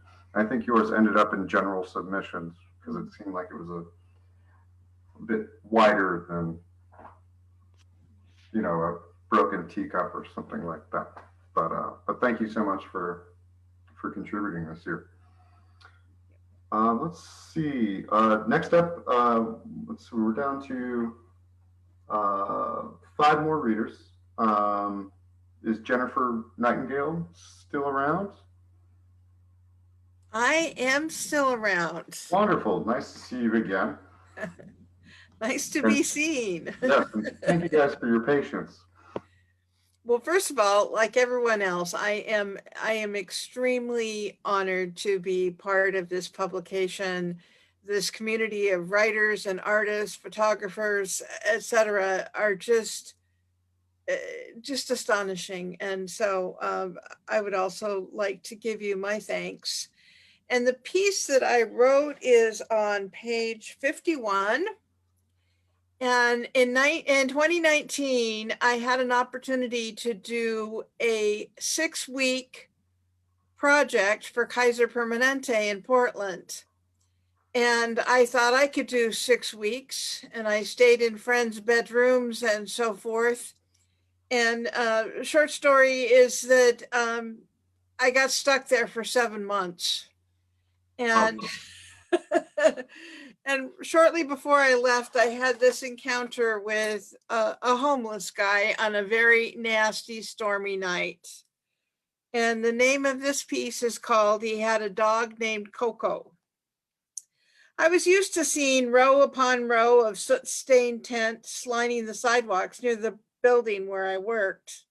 And on the dark, damp winter days, I could hear people cough as I walked by. And I could hear the wind tear at the layers of tarps wrapped around these shelters. And I learned that most of the occupants of these tents relied on a small propane heater. And when their propane ran out, they were in danger of seeing all their gear get soaked and eventually fill with rot and mold. These heaters were essential for survival. There was a drugstore a few blocks away where the tent people frequented to buy propane. One particularly wicked evening, I met a man and his dog, and he was pushing a red handcart. I hate to ask you, but I'm out of propane and I need a little help. Anything you can give me would be much appreciated, the man said to me. I gave him a $20 bill. God bless you, ma'am, he said. And I expected him to walk away and head down the sidewalk to buy his canister of propane. Instead, he stopped to introduce himself. My name is Ray, and this is Coco, he said. I offered my hand and gave him my name. Ray was bald with a round face and a broad smile. His beard was streaked with gray and he had a black bushy brows. And Coco had one blue and one brown eye, and sporting a clean winter dog coat, she looked up at me with anticipation. I let Coco smell my hand and I wished I had a dog treat for her. Don't worry, I make sure she's well taken care of. She's everything to me. She's been with me for 12 years, said Ray, and he patted the dog gently on the top of her head. We stood in front of my car. A sleet-like rain started up and clawed at our faces. Gust of wind whipped the damp into the very marrow of my bones. My fingers felt like ice as we stood under the street lamp on a cold Portland evening. I knew that Ray and Coco were not immune from this wicked weather. I used to have $1 million business, he said. What happened? A woman scorned and 3 lawyers? That's what happened. He shrugged his shoulder and smiled. I looked at his sun-spotted face and his old man hands, and I wondered how old he was and how he ended up living in the streets. I wondered where he came from. I'm freezing. I need to warm up in my car. Do you want to jump in and get out of the weather while I warm up? The dog jumped in the back seat. Ray sat next to me, and I turned on the engine. We left Ray's pushcart out in the rain. And at that moment, it seemed like the only right thing to do, and I didn't consider that it was risky. And I had looked into the eyes of Coco, and I thought we all deserved a chance to sit for a while in a clean, dry place. Coco took to the back seat of my car as if it was her own. She barked ferociously at anyone who walked by. Little by little, Ray told me his story, and there were plenty of holes in the story, and I asked questions to fill them in, but only for my own curiosity. I'm going to get on my feet again one day soon. It's not easy when you have a record. Hell, nobody wants to hire you for a janitor job. Coco and I don't want to live out here on the streets. Ray stared out at the rain streaking down my windshield. There was a strange pause, and then hail hammered the roof of my car, and we waited for it to pass. So, what were you in for? I asked. Manslaughter, 10 years. I should have had a better lawyer. My heart beat a little faster. There I was in my little tin car on a side street in Portland's Lloyd district with a stranger who had killed somebody. What was I thinking? So what happened? I asked. 2 guys tried to rob me. I killed one of them. I'm from Chicago. Do what I can to protect myself. The guy I killed was so tweaked out a couple of days before that the cops had to taser him. Where did it happen? Here in Portland, on the street. So how did you end up in Portland? I asked. I felt like a radio host who had to keep the conversation going, but Coco was the only one listening to the show. And before Portland, where'd you live? Used to live in LeGrand. I have an RV in LeGrand. It's colder than hell this time of year, but drier. I let a little lady friend of mine stay there. I gave her a gun to protect herself. She's tiny. She's not even 5 feet tall. She's real sweet and needed some place to stay. Well, where's LeGrand? Oh, it's about 4 hours east of here, pretty country. It's in the foothills of the Blue Mountains. Might as well be a million miles from me right now. Where are you from? Me? I'm from Astoria. Ever been there? Oh, yeah, nice town. I remember it well. We worked on the bridge there. You know, the one that's over 4 miles long?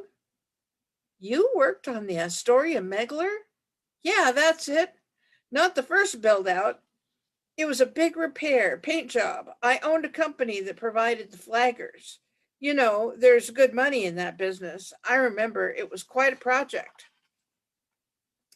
They had rusting rivets and joints that were corroded, and they had to sandblast it and pressure wash it and not let any of the old paint into the river. Why is that? It sounds impossible. Oh, there was a lot of lead in that old paint, and the workers had to be so careful. They had to go slow. Summertime, we closed one lane at night. A couple of times they shut the whole bridge down in the middle of the night. And it was kind of spooky out there working in the middle of that river when it's dark and foggy. Sometimes you think you saw things on the river and you look again and they weren't there. Or were they? I worked on that bridge for a couple of years and I'll never forget that bridge. I worked on a lot of bridges in this state over the years and seen a lot of country. But that bridge is impossible to forget. You must have been out in the weather a lot. Sure was. When it got real bad, they shut things down, of course. You had your good days, and on good days, it was enjoyable work. Not sure I could do it anymore. I've got this, arthritis in these hands. Had some hard falls. Some of the nerves in my fingers are shot. Can't hold a dime in these fingers. I watched him slide his finger against his thumb, and you could see his knuckles were badly swollen. My husband has arthritis in his hand and he sleeps with compression gloves. He says it helps. Oh, maybe I'll give that a try then. I thought that those gloves cost as much as a canister of propane. And when he shared his story, it was easy to forget that he and his dog got through the winter nights with a battery-powered lantern and a propane heater. I don't know what they do when serious wind kicks in. I got a lot of knowledge up here, Ray pointed to his head. I know how to run that business. It's all about staying safe and getting the right people. I'm getting too old to be working on the road. I'm 52. I got a nephew and we're going to start a partnership. And just then Coco interrupted the story. She lunged at the window and barked viciously at some faceless shadow passing by. She's protective. She keeps me safe. You need that living out here, said Ray. Oh, it's got to be rough. Sometimes it is. You know what really gets me though? People that walk around your tent and tell you Jesus loves you. They don't act like Jesus. They don't even treat us like humans. You see, ma'am, to you I have a name. To them, we're just opportunities to make points for the pearly gates. I didn't know people did that here in Portland. Oh yeah.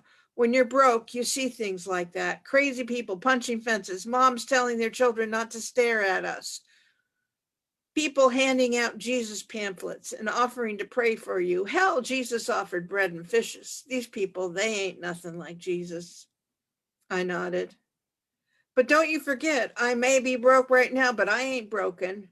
Yeah, there's people here that are broken, but not me. I got a good mind, bad hands, but I still got hope. Don't forget, you also have a great dog, I smiled, and Coco put her head between us. Oh, I never forget Coco, he said. He reached back and stroked her ears.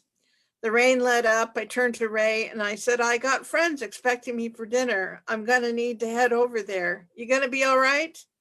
Oh, yeah, I'm fine. I'm sorry, ma'am. I didn't mean to keep you. He hopped out of the car with Coco at his heels, and I watched them head up the sidewalk with the red push cart out in front, becoming two shadows until they disappeared in the distance.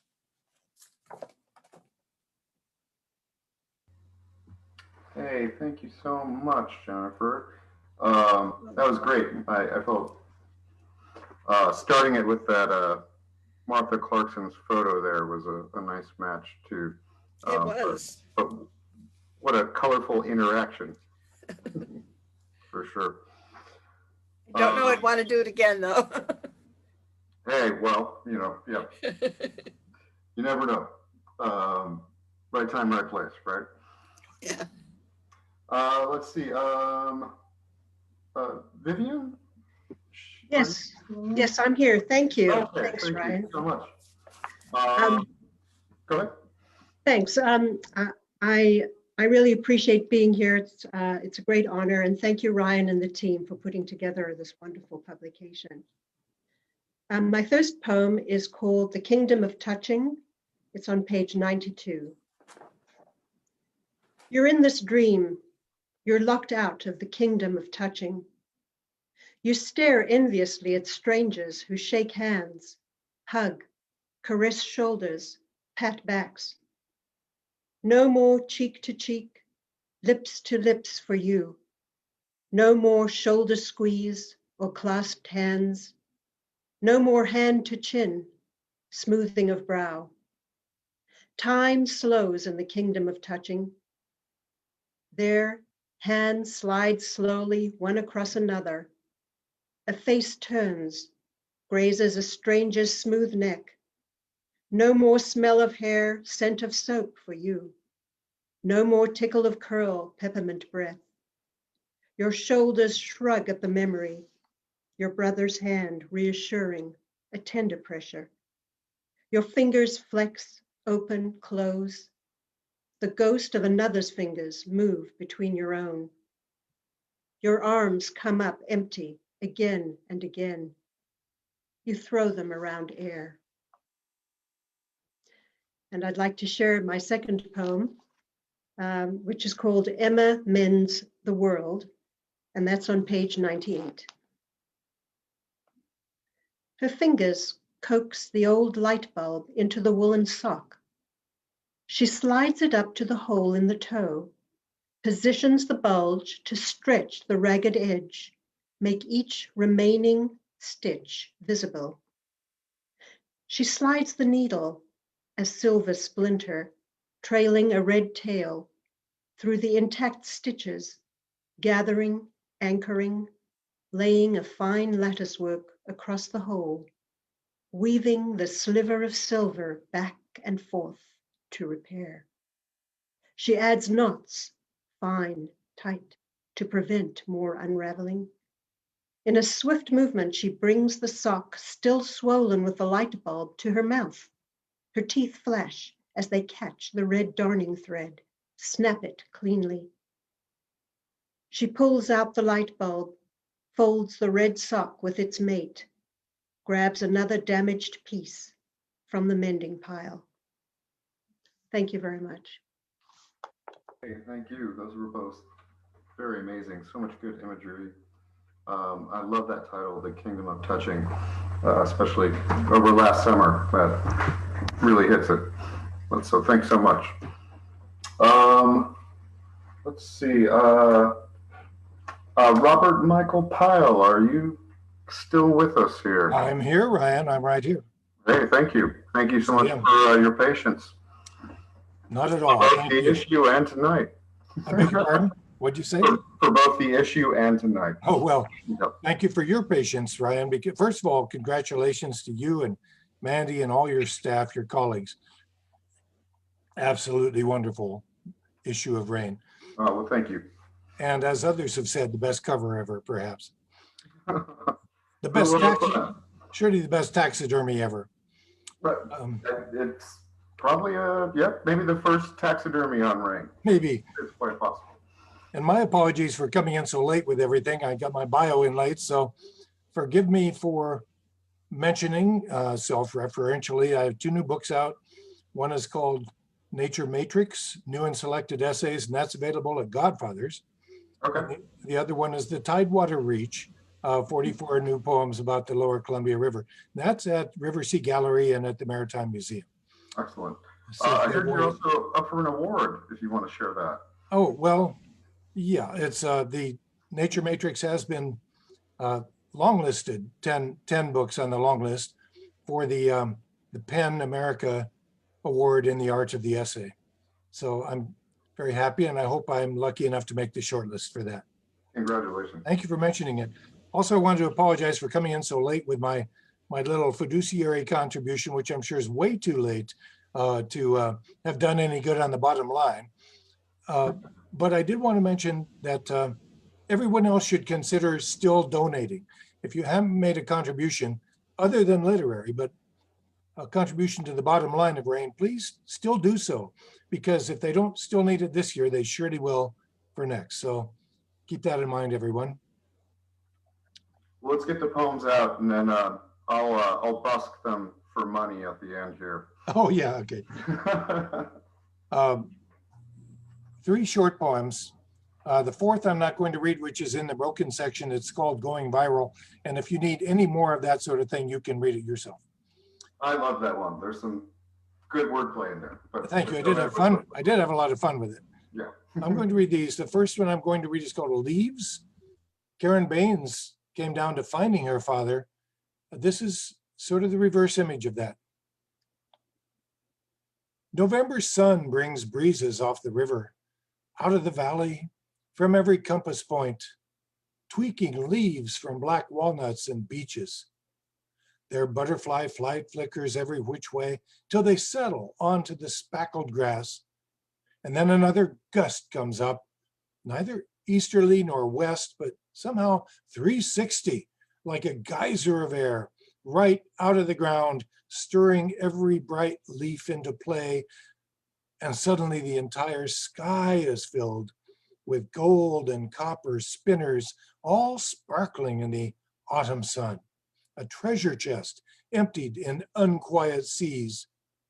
The whole field of vision scintillates into my retinas, into my memory forever. So when I learn a little bit later, as people do these days, that my father of 72 years was not my actual father, I have a beautiful picture handy with which to blot it out.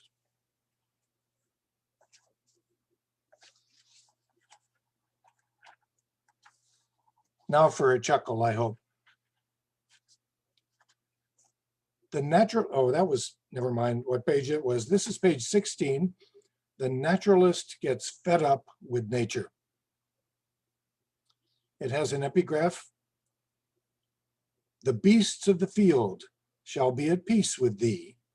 Job 5:23.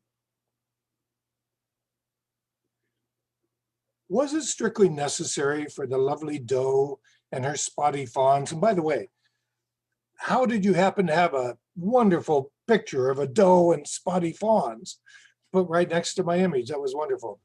Serendipity, sir. It was. I'll start over. Was it strictly necessary for the lovely doe and her spotty fawns to eat all the flower buds on my phlox? Or the thrushes? Did they need every one of the red currants?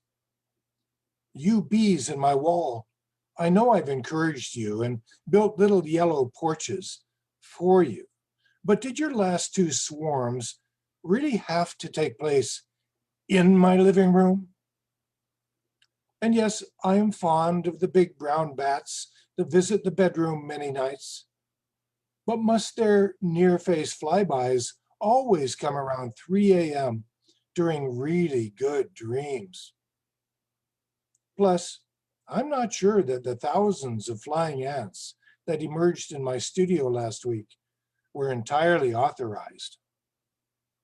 The deer mice that plugged the Otto's heater again and again, the pack rats with their bushels of missing objects, the slugs that slide in on the kitchen floor, the long-legged spiders that catch the flies, yes, but then crap all over my books. And that's just the fauna so far.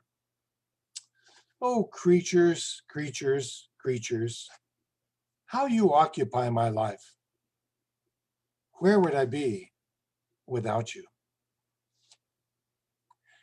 And finally, a poem called On Page. Oh, it's the last poem in the book. I get the honor. A previous reader had poem number 1, page number 1, and I have the final piece in the book, not to say the last word. And I'm sure a lot of you can relate to this, especially those of you with like Mason and others with all your books behind you. This is called Library of Libraries. He and I were talking about our personal libraries, how we had assembled them and cared for them and played with them and loved them, and what the hell are we going to do with them anyway? No, this isn't a rare thing for readers. Whether on a single shelf or in their own annex, we gather our printed goods and celebrate them with every sense. They give us so much pleasure. We feel they deserve a future beyond us, all together. But who will care? Who will read them, keep them, feel and smell and dust them, take them down and put them back in just the proper place? Who indeed, as I did for my parents' books and some of my grandmother's hundreds. No one, that's who, unless you're one of the lucky few with a bookworm kid. It'll be Goodwill or a bulk deal with the used book dealer, or pulp at worst. Well, I guess that's why I had the dream out of desperation. In the dream, there was a great big building with many rooms, a one-time school or institution or maybe factory. Each room had a name on the door, and inside, all the books that person owned, shelved just as they'd been at home. No Dewey Decimal System or Library of Congress numbers here. It was a library of libraries. And when you went inside, you would see not only all those books, but what made each book lover tick. Each room, a biography in books.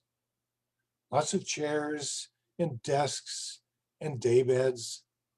You could stay for the day, for the night, for a week, or forever. You know, we could do it. There are lots of empty buildings. We just need a few grand and a truck. Thank you very much. Hey, thank you so much, Bob. I love all of this. The last turn on leaves, the first poem you read is quite the kicker. Say that again, Ryan. I didn't hear you. I'm sorry. The last turn of phrase, or turn of subject matter on leaves is quite the kicker. Yeah, well, it surprised me too. And of course, as Patty Ann Rogers, one of my favorite poets, says, if a poem doesn't surprise the poet, it won't surprise anybody else either. And so we earnestly hope we don't know the ending. And man, that one just slammed me. That really did happen that day. Wow. Genealogy.com or whatever it is. And I said, oh, not my dad after all. And it hit me very hard. And I had those leaves and I'm okay with it now, but I just filled my head with those bright leaves. Thank you, Ryan. Hey, no, thank you. And thanks again. Yes. And Florence, are you still here? I'm here. Here? Excellent. I'm here. Hey, excellent. Nice to see you. Nice to see you. Whenever you're ready. Okay. And you all know how much I love rain and being part of it. So I'm very happy to be here. I've got 3 poems in here. Page 79 is, I'm not reading it, Social Distancing of an Extrovert, on the plague theme. I've also got on page 26, Flower Sweeper, which is one of my favorite poems that I've ever written, but I'm not going to read it tonight because it's after 9 o'clock. And the one I am going to read is 5 minutes. So here we go. Page 130, Moth to Flame.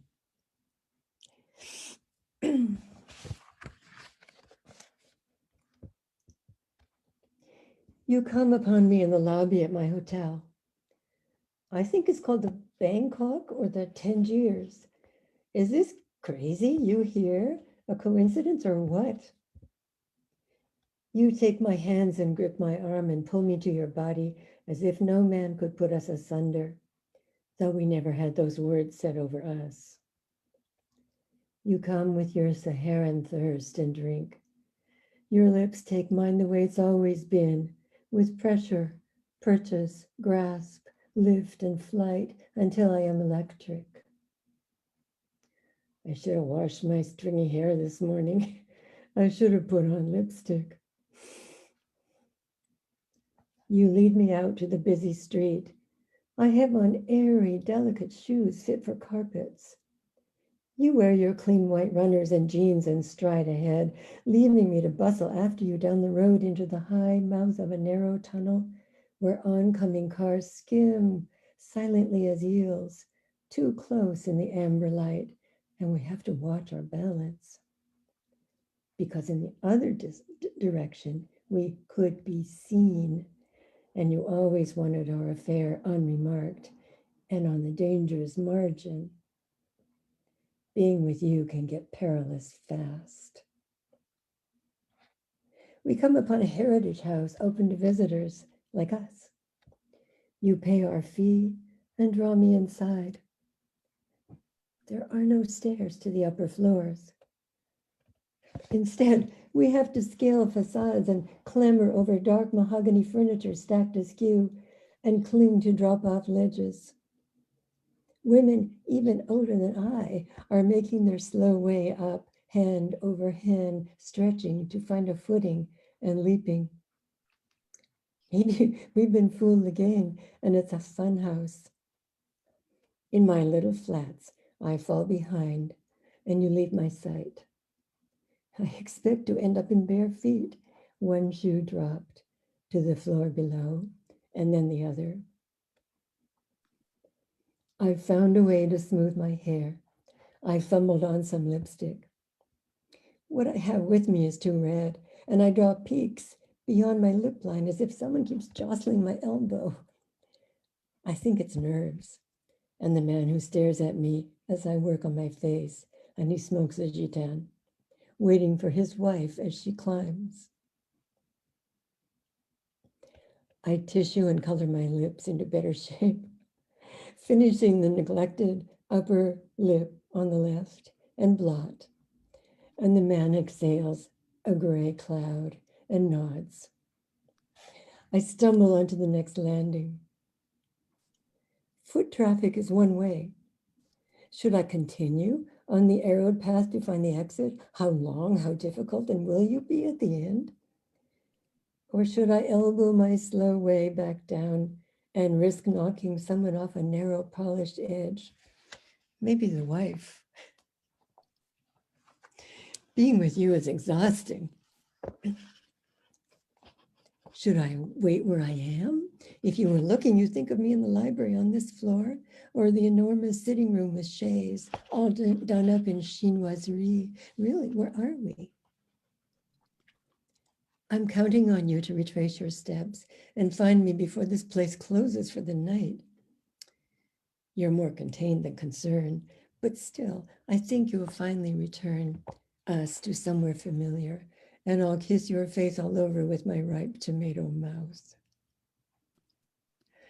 I still can't recall my hotel. Maybe it's the Carthage, or how far we walked. Glad we didn't get on a bus. I should pay more attention. I have the wrong purse for this. A little clutch, my cell phone, no passport, no credit card, a few coins from home and the lipstick, no hotel registration, no snack jammed into a pocket. The key card is an anonymous piece of plastic.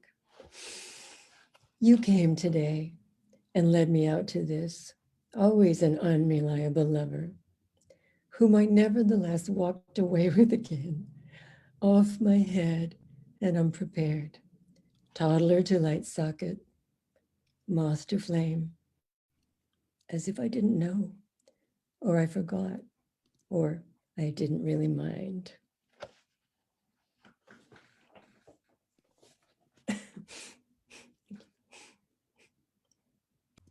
Hey, thank you. Wonderful, Florence.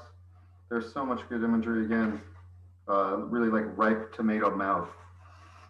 That one definitely works. But no, definitely quite a sojourn there. It sounded like. But thanks for sharing. Let's see, we're almost kind of at the end here, and I know people are probably getting tired, and I appreciate their patience and stamina. Is Emily Palmer in the room? I just got a message from her. Sorry, what? Yeah, I'm here. Oh, okay, great. I will hand over the mic to you here. Let us know what page your poem. I actually didn't get a copy of the magazine yet, so I don't know what page I'm on. I can't hear you right now. Oh, Am I unmuted now? yeah, you're good. I've been doing this way too many times. Okay. Let me look it up for you for other folks. I think it's 140. Yeah, 140. Thank you. All right. Yeah, 140 at the bottom, folks, if you want to follow along. And go ahead when you're ready, Emily. Okay, it's just a quick little one, and it's kind of about realizing that our parents are just normal people too. It's called parental idolization.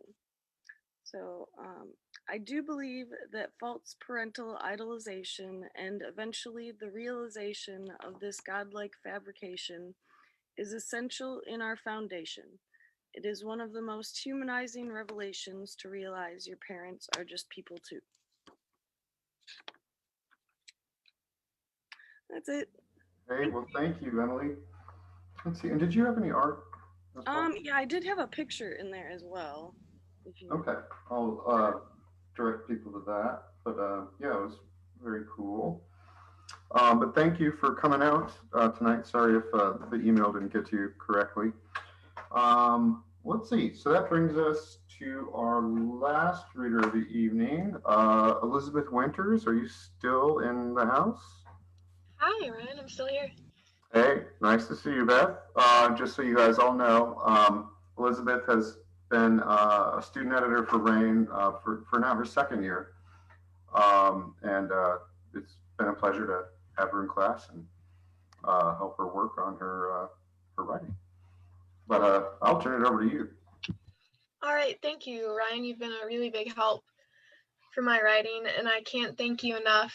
And I also can't thank all of you enough, all of the contributors, everyone who's donated. You know, I'm actually the person who chose this year's theme. I was debating between broke and precipice, you know, because it felt like we were on the edge of something, and boy, were we. You know, I want to thank you for all your contributions. You know, this was kind of, I think, a theme that a lot of us can connect with on a deeper level. So a lot of them were really honest, authentic, and really moving. And I've really enjoyed my time being a contributor and a staff editor this year on RAIN magazine. The reading that I'll be reading tonight is the poem Headlights on page 135. Wrote this poem a few years ago, and there's probably about 20 versions of it out there. It was kind of a mediation on vulnerability. The first version of it was actually about being overly vulnerable and sharing everything. And then I kind of thought, what if I flipped this on its head and made it about not being willing to, you know, share aspects of yourself? So without further ado, here is Headlights. Let's look up at my net of string lights and be reminded of the expanding twilight that's waiting for us right outside. I reminisce on the nights I've spent under the sky. Frozen in bed, I lie. There's adventure at night, but safety inside. I imagine the wind has never been knocked out of my sails. It hurts every so often that I give myself to love when it's set up to fail. You say, let's lay down and listen to sad indie folk music. I'll compete to keep a straight face the longest. You want to know about the quiver in my throat. I never take off the mask meant for the public. I can pretend my pain is the smallest. My customer service voice carries into the private sector to ward off intimate encounters. Do you have an aisle for your vulnerable side? No, I don't. I admit I'm stitched together with flaws. I shiver in this threadbare perfectionist disguise. I add a new stitch for every rip and tear, but I'm never put together quite right. The glimpse of humanity was detected, and you wanted a closer inspection. Your concern is blinding, and darling, I'm a deer, frozen in the road. I can't tell compassion from headlights that will reduce me to dead meat on the street. Get on with it and confirm my deepest fears. Just run me over, leave my guts splayed, right here. You wanted a chance to connect, but as the headlights drew close, and you'd hoped the words will flow, but I have nothing to show. Maybe you had pure intent, that could be true, but I just waste another night of your precious youth. You looked at me with eyes so tender, and I just shrugged my shoulders like, yeah, whatever. I won't cross your mind next November. I blink, and you've left. A potential intimacy safely in check. The price of my disguise was an intimate adventure, but it's safer inside.